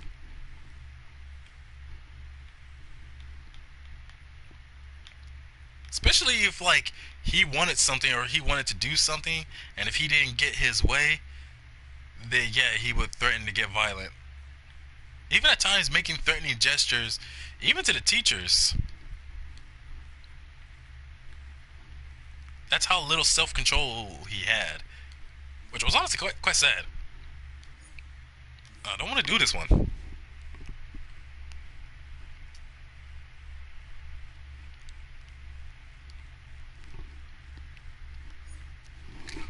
It's like really the only raids associated with Wonder Woman that I actually enjoy doing that aren't really that difficult, just either long or just a lot of bosses you gotta fight, is, let's see, if I remember, first there's the one where you go with Wonder Woman to face the gods on Olympus, ending with fighting Zeus. And I want to say to a somewhat lesser extent, or definitely to a lesser extent, but still not too bad, where you have to go and fight, what was that guy who was called the King of the Monsters? I forget his name. It's more so just that boss fight where you have to take down the Phoenix and the Minotaur.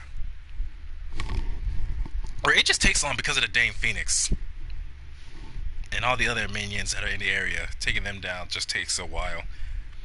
But then there's also the Fractured God Spear where you fight Grail. Then you go on to fight Zeus. I'm trying to remember, was there other bosses? No, it's you fight. Yeah, you go on until you fight Grail. Then after you defeat Grail, then you keep going from there until you fight Zeus. And Zeus's boss fight is divided into two phases. One where you have not Apocalypse. One where you have Darkseid as an ally, and the other where Darkseid gets trapped inside a container, and so you have to fight Zeus without him. But the other ones, actually, it's been a while since I did Gates of Tartarus. I can't remember how that one goes.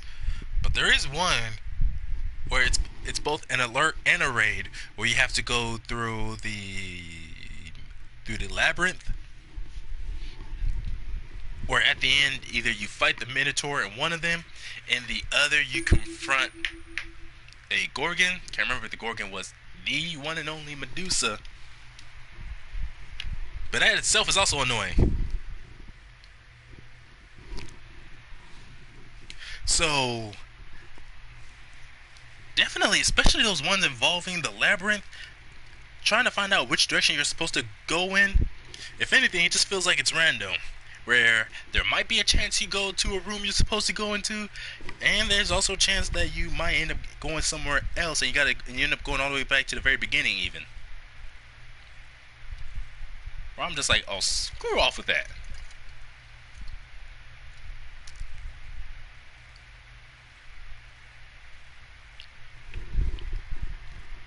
It's like anything involving a maze is only fun if you at least get a map that shows your progress.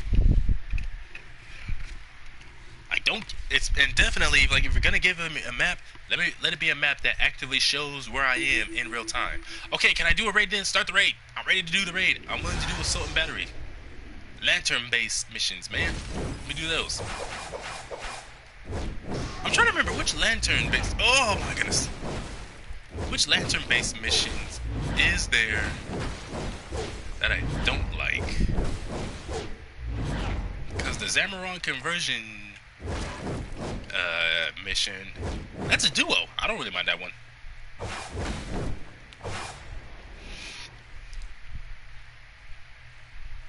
I'm trying to remember. I don't think it was Zamaron conversion chamber. I think it's a different duo where you team up with a member of the Indigo tribe to get to, what was the leader of the Star Sapphires? I forget her name. Or the Pink Lanterns, as I like to call them. There's her, but when you get to her, it's a matter of like getting to her so you can recruit her to help fight against, yeah, corrupted Zamaron. To fight against the Black from the Black Lanterns. Hey, no statues.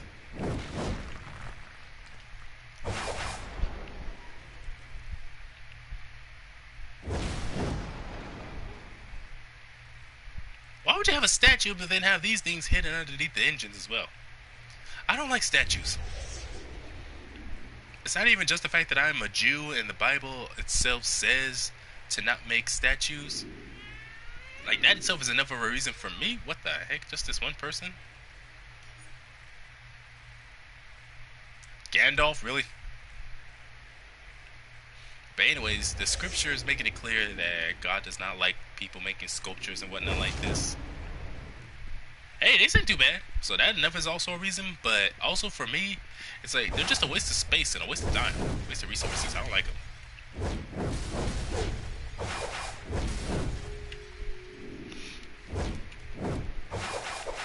I do wonder though, would holograms count? Would holograms count as a sculpture in God's eyes? Even though it's like it's an image that, like, technically holograms are 3D images generated by a machine.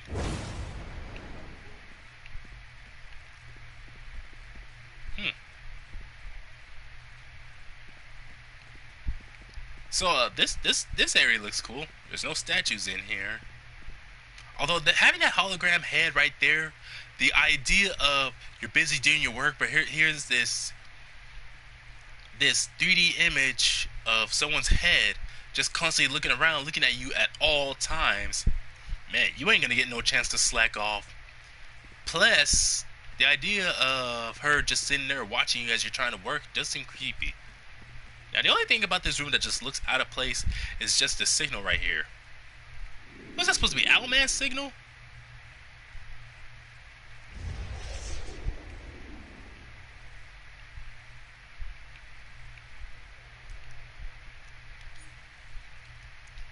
How long have I been part of this league?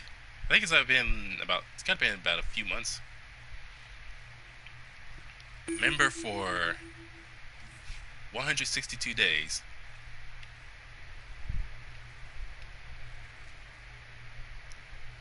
Let's see.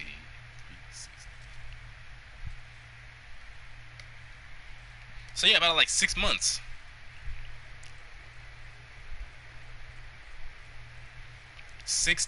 5.5 to 6 months I've been part of this league. Please just let me just start a raid at this point.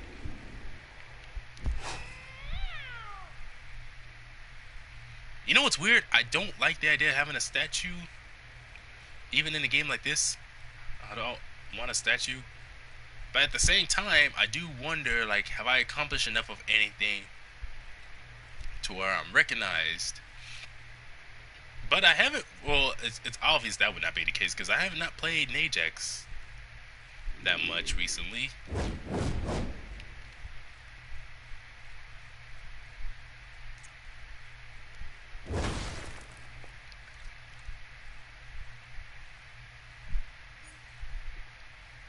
Flash Bad, Flash Aberrant, Electra 7.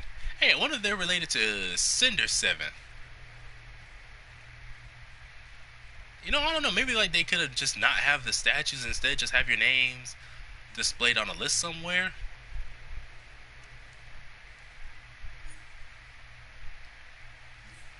Man, these guys be contributing to the league a lot.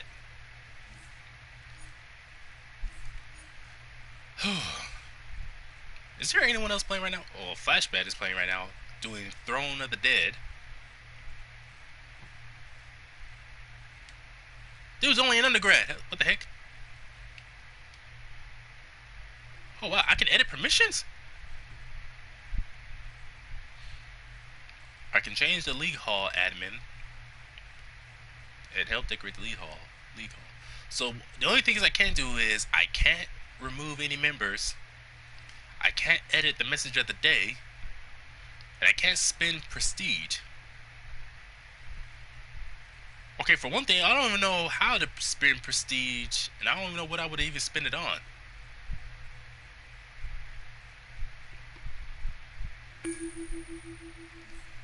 Okay, you know what? Fine, I'll just do the labyrinth then. Man, now I know how the Minotaur feels. I hate the labyrinth too.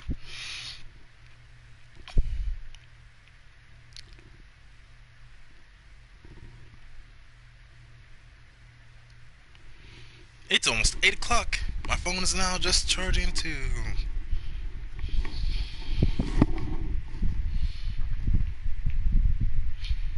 48%, almost 50%. Maybe I'll keep going until 8:30. Either 8:30 or 9 o'clock.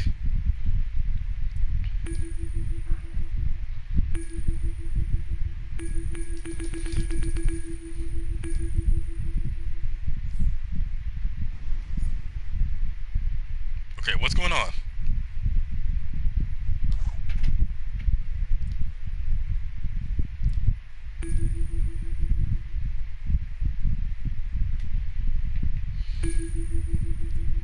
Oh, screw you.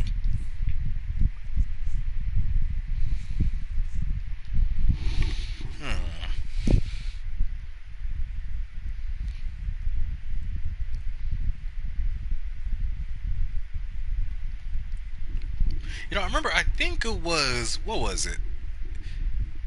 Not recent, I wouldn't say it was very recent, but at some point, it was long after Gladiator, CalArc made his debut in comics. It was like, I think it was based on the artwork, it was a comic decades later that showed his origins from his time training and how he was chosen to become Gladiator, to undergo the process that gave all of his, because all the powers he has as a Strontian are typical of all Strontians. The flight strength and everything, energy projection, powers based on the level of confidence.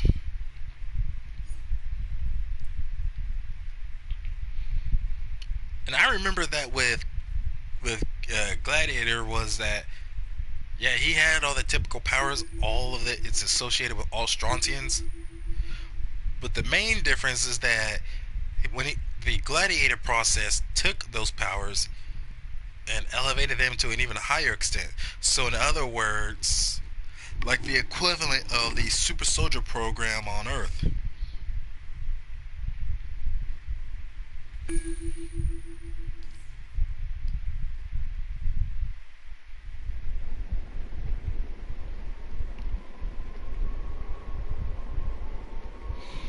You know, maybe I should have just done a single player mission instead.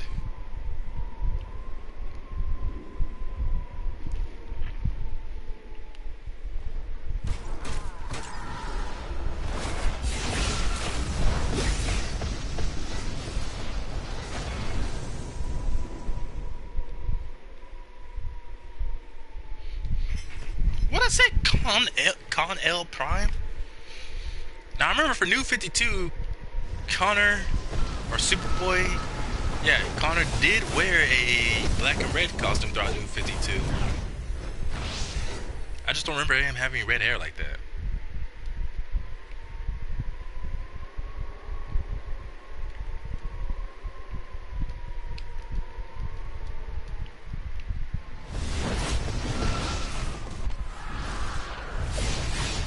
You I remember when I first played through this, I thought there was like a specific cycle of you once you do a certain amount of damage, then automatically those crystals that make these harpies invincible will immediately activate. Apparently that's not the case. I think it's more of just it's timed. Like you have a certain amount of time to fight them and damage them before those crystals come into play. That or those when those crystals activate is completely random.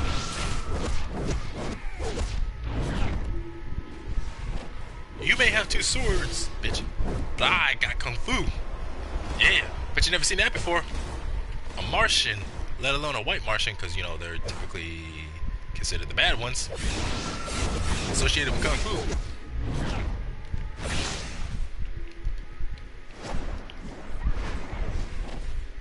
Hey, the one I'm fighting, okay, so that's kind of cool. The one I'm fighting is using two swords. Dual wield, baby. The other one he's fighting is using a shield. Trying to fight with a shield? I mean, you ain't no Captain America or Wonder Woman.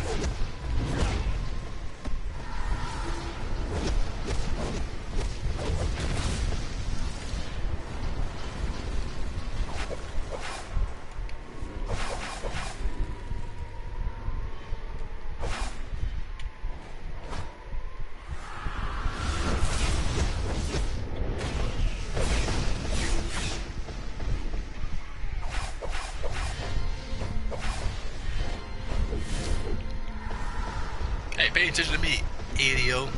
If that's even your real name.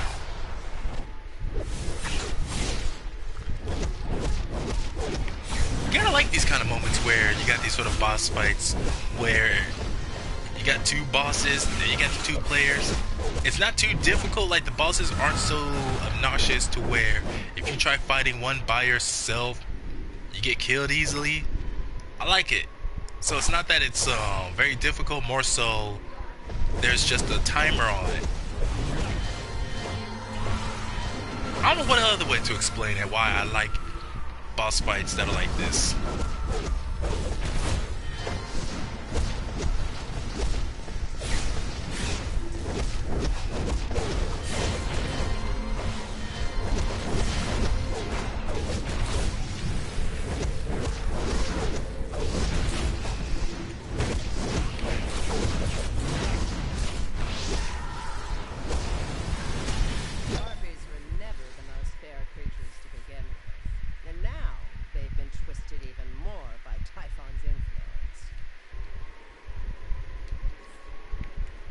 Not the most fair creatures. I've never heard anything like when it comes to what was it, Greek mythology. I never heard anything positive about harpies. Just that they make a lot of noise and that they're annoying as all heck. Even with the way they're portrayed in different cartoons and films that adapt harpies, they're either overly aggressive or rude and mean for no reason, or they're just used for comedic value. Like, I never seen a harpy portrayed as a legitimate threat to anyone or having good qualities.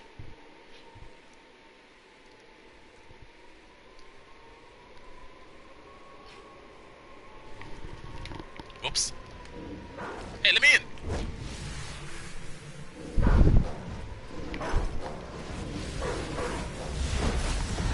It's always you gotta take out the big dog.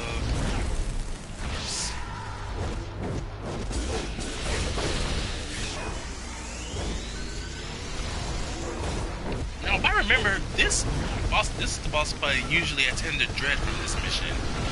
Not that it's difficult, like it's hard or anything. It's really more like it's just time consuming. And it can be quite annoying simply by the fact that like you try to aim either your ally or your orbital attack on the biggest dog, Orthrus, and sometimes the other two get in the way.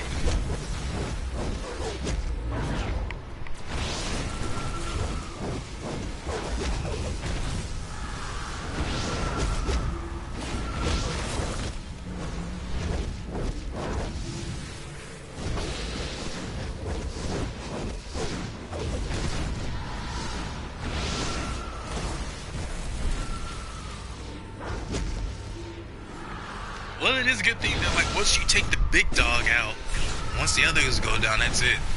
Because unfortunately, it doesn't work the other way around. You take the smaller ones out first, then eventually they're gonna get back up before, unless you take down the biggest one first. Or no, you take down. If you take down the two smaller dogs first, you get a small amount of time to take down the big one before they get right back up. Although usually it's like with less than 50% health, they're not a full. It's just that that second boss fight is more or less just a bit obnoxious. Not to mention, somehow for me, every time when I do this mission, whenever I sign up for duo raids, or not raids, for duo raids, for duo omnibus, and I'll see the name Raising Hades, and then I remember like what the main mission is: get to Hades, help him defeat the pretender on his throne. So I remember the harpies, and I remember this final boss fight. But for a brief moment, I will forget about the dog fight, and it's only after we start the mission then I remember. Oh right, those dang dogs.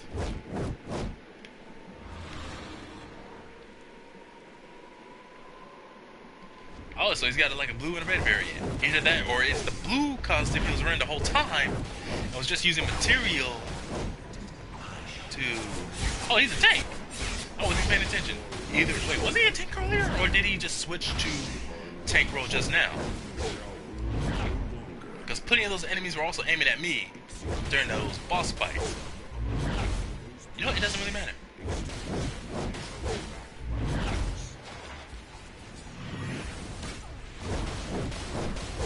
You know, at least with Hades, he actually joins the fight. So at least he's actually useful in that regard. I kind of like those NPC allies you get where they don't just stand around doing nothing or watching from the sidelines. They actually help in the boss fights. That's what irritates me, how when we get to Miss Martian during not the 6th dimension, that was a different raid on a different storyline. But another, is it? Yeah, the 6th dimension. I'm thinking of a different mission. Anyways, the 6th dimension where you have to go and confront, what was his name? Forger, World Forger. You go and eventually you get to not even him, but himself disguised as the 6th dimension's version of Superman, making himself Superman of that dimension. Was weird. Weird when he does it here in the game, and weird when he did it in the comic as well. But anyways, I'm trying to get a good shot of him.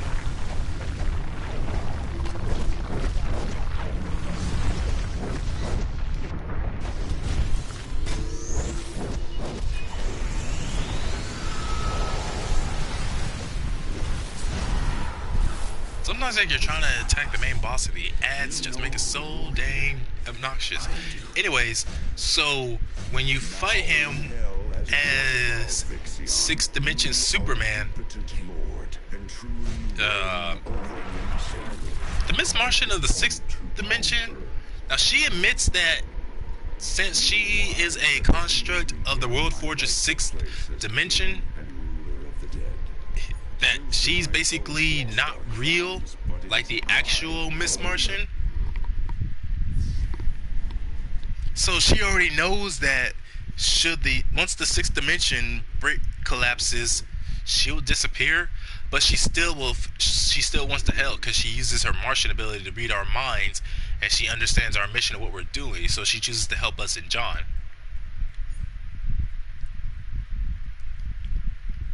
Almost sad in a way, like how how quick she's willing to accept that too, where she understands, hey, I'm not real, I'm just a construct, and once World Forger's entire 6th dimension gets broken down, I'll disappear along with it. But then she's like, I saw into your guys' mind, I still want to help anyways. So it's like, at least she's willing to do that. But anyways, where was I?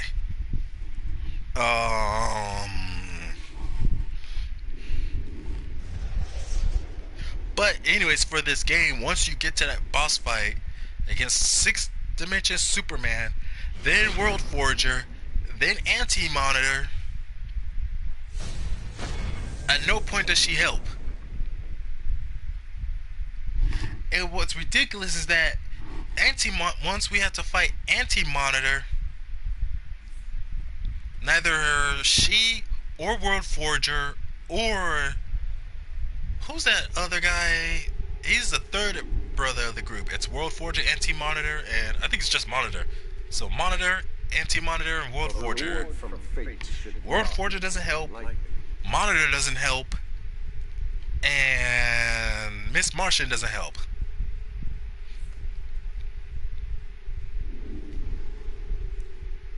And you can't tell me it's because she's just a Martian, therefore she can't help. Like, BS, just she can't. She said she was gonna help us take on World Forger anyways.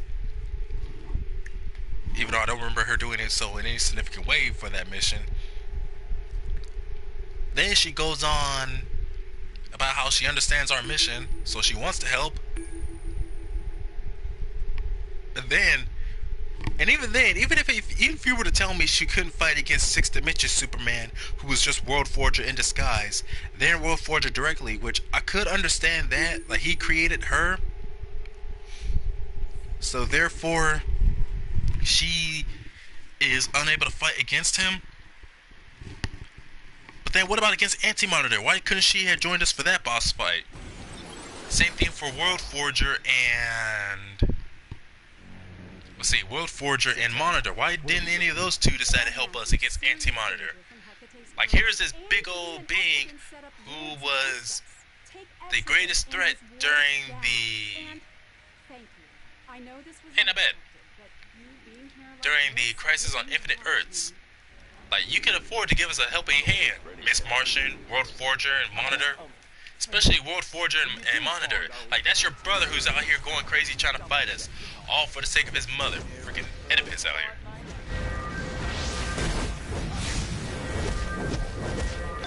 But they're just like, nope, we're just gonna stand here and do absolutely nothing. We're gonna watch from the sidelines where it's safe. And heck, even in part 2 of that mission, where was it? So the part 1 was Legion of Doom, where the final raid, the 6th dimension happens. But then there's part 2, which is Dark Knight's Death Metal. And the real Miss Martian, who wasn't a construct made by World Forger, there she is as one of the people who gives us the mission of taking on the Apex Predators, which are basically like a bunch of super Martians.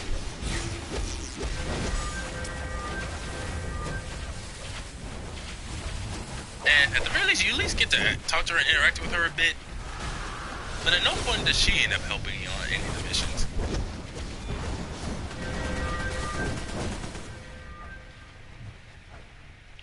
But I remember Martian Manhunter was the one who helped us significantly throughout Legion of Doom.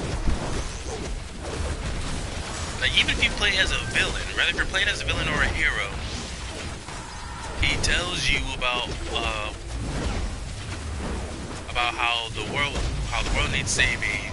Luthor is being used by Perpetua, so we end up doing a mission on the moon. Where if you're playing as a villain, he tells you, "I know you think you know what you're doing, but you don't. Luthor has no intention of actually helping you. Allow me to demonstrate at least." So you go and do the mission against the Ultraviolets, against Sinestro on the moon. Then you fight Luthor, who immediately gets betrayed, or not necessarily betrayed, but he gets abandoned by Perpetua for his supposed incompetence. Your way? Then up to the clash, or you hinder my ambition to see Merlin the Magician, his power, all crumble to ash. Whoa, that was weird. Bloody stubborn demon. You're helping Hecate destroy all magic on Earth just to stick it to Merlin? Anyways, so there's that. There's him showing us or revealing to us why we absolutely, like, if we're playing as a villain, why we shouldn't work for Lex. And then we're playing as a hero, but we're planning on stopping him. But he just shows just how bad it's really getting.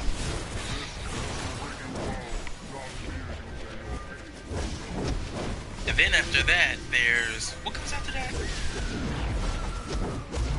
It wasn't another duel. I think it was a raid, or not a raid, an alert, where you team up with him, where you team up with Martian Manhunter, and he goes and helps us to take on. It was another one of the various Dark Knights.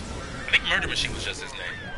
Literally a Batman who converted himself into a machine to be all efficiency and logic.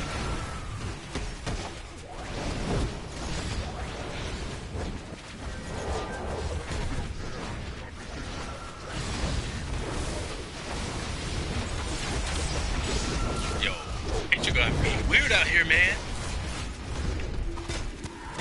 The taste of your fear I cannot resist. Better than the what do you say? Flavor of the sweetest kiss.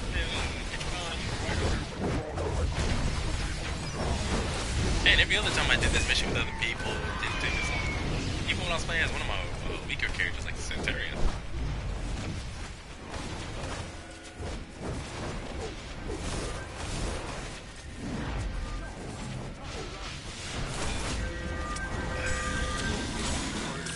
I don't know why, but it's like I'm already just getting so bored of it. I think I'm just gonna end this stream. Like I'm just gonna abandon this mission in this stream. I've already been streaming for over 3 hours and 30 minutes. And it's almost 8:30.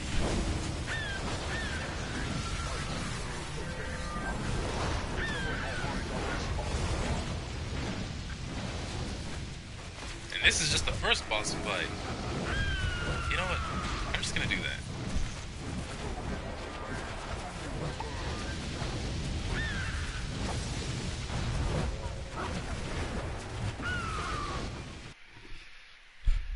It's not even that the mission is difficult. I'm just getting tired right now. Or not really even tired. Just tired of playing this game. So I'm gonna move on and do some other things. Go out for a walk, get myself something to eat. Cause I haven't had anything to eat since this morning and I am hungry. So thanks to everyone who tuned in, and thanks to Gooner for Life, man. Get a new name. Have some respect for yourself, man or woman. Anyways, get a better name. And Vic Damone, the Army of Vic Damone 2.0. Thank you for coming in and commenting. Thanks for the chat, Vic. I hope to see more of you in future streams, Vic. What the heck? Well, anyways, enough nonsense. Y'all have a good day, good night, good evening, good morning, whatever. Whoops. Oh man, now I need to charge my phone. Not my phone. Now I need to charge my controller too. Anyways, whatever time of day it is for you, have a good one. Shalom alaikum. God bless y'all.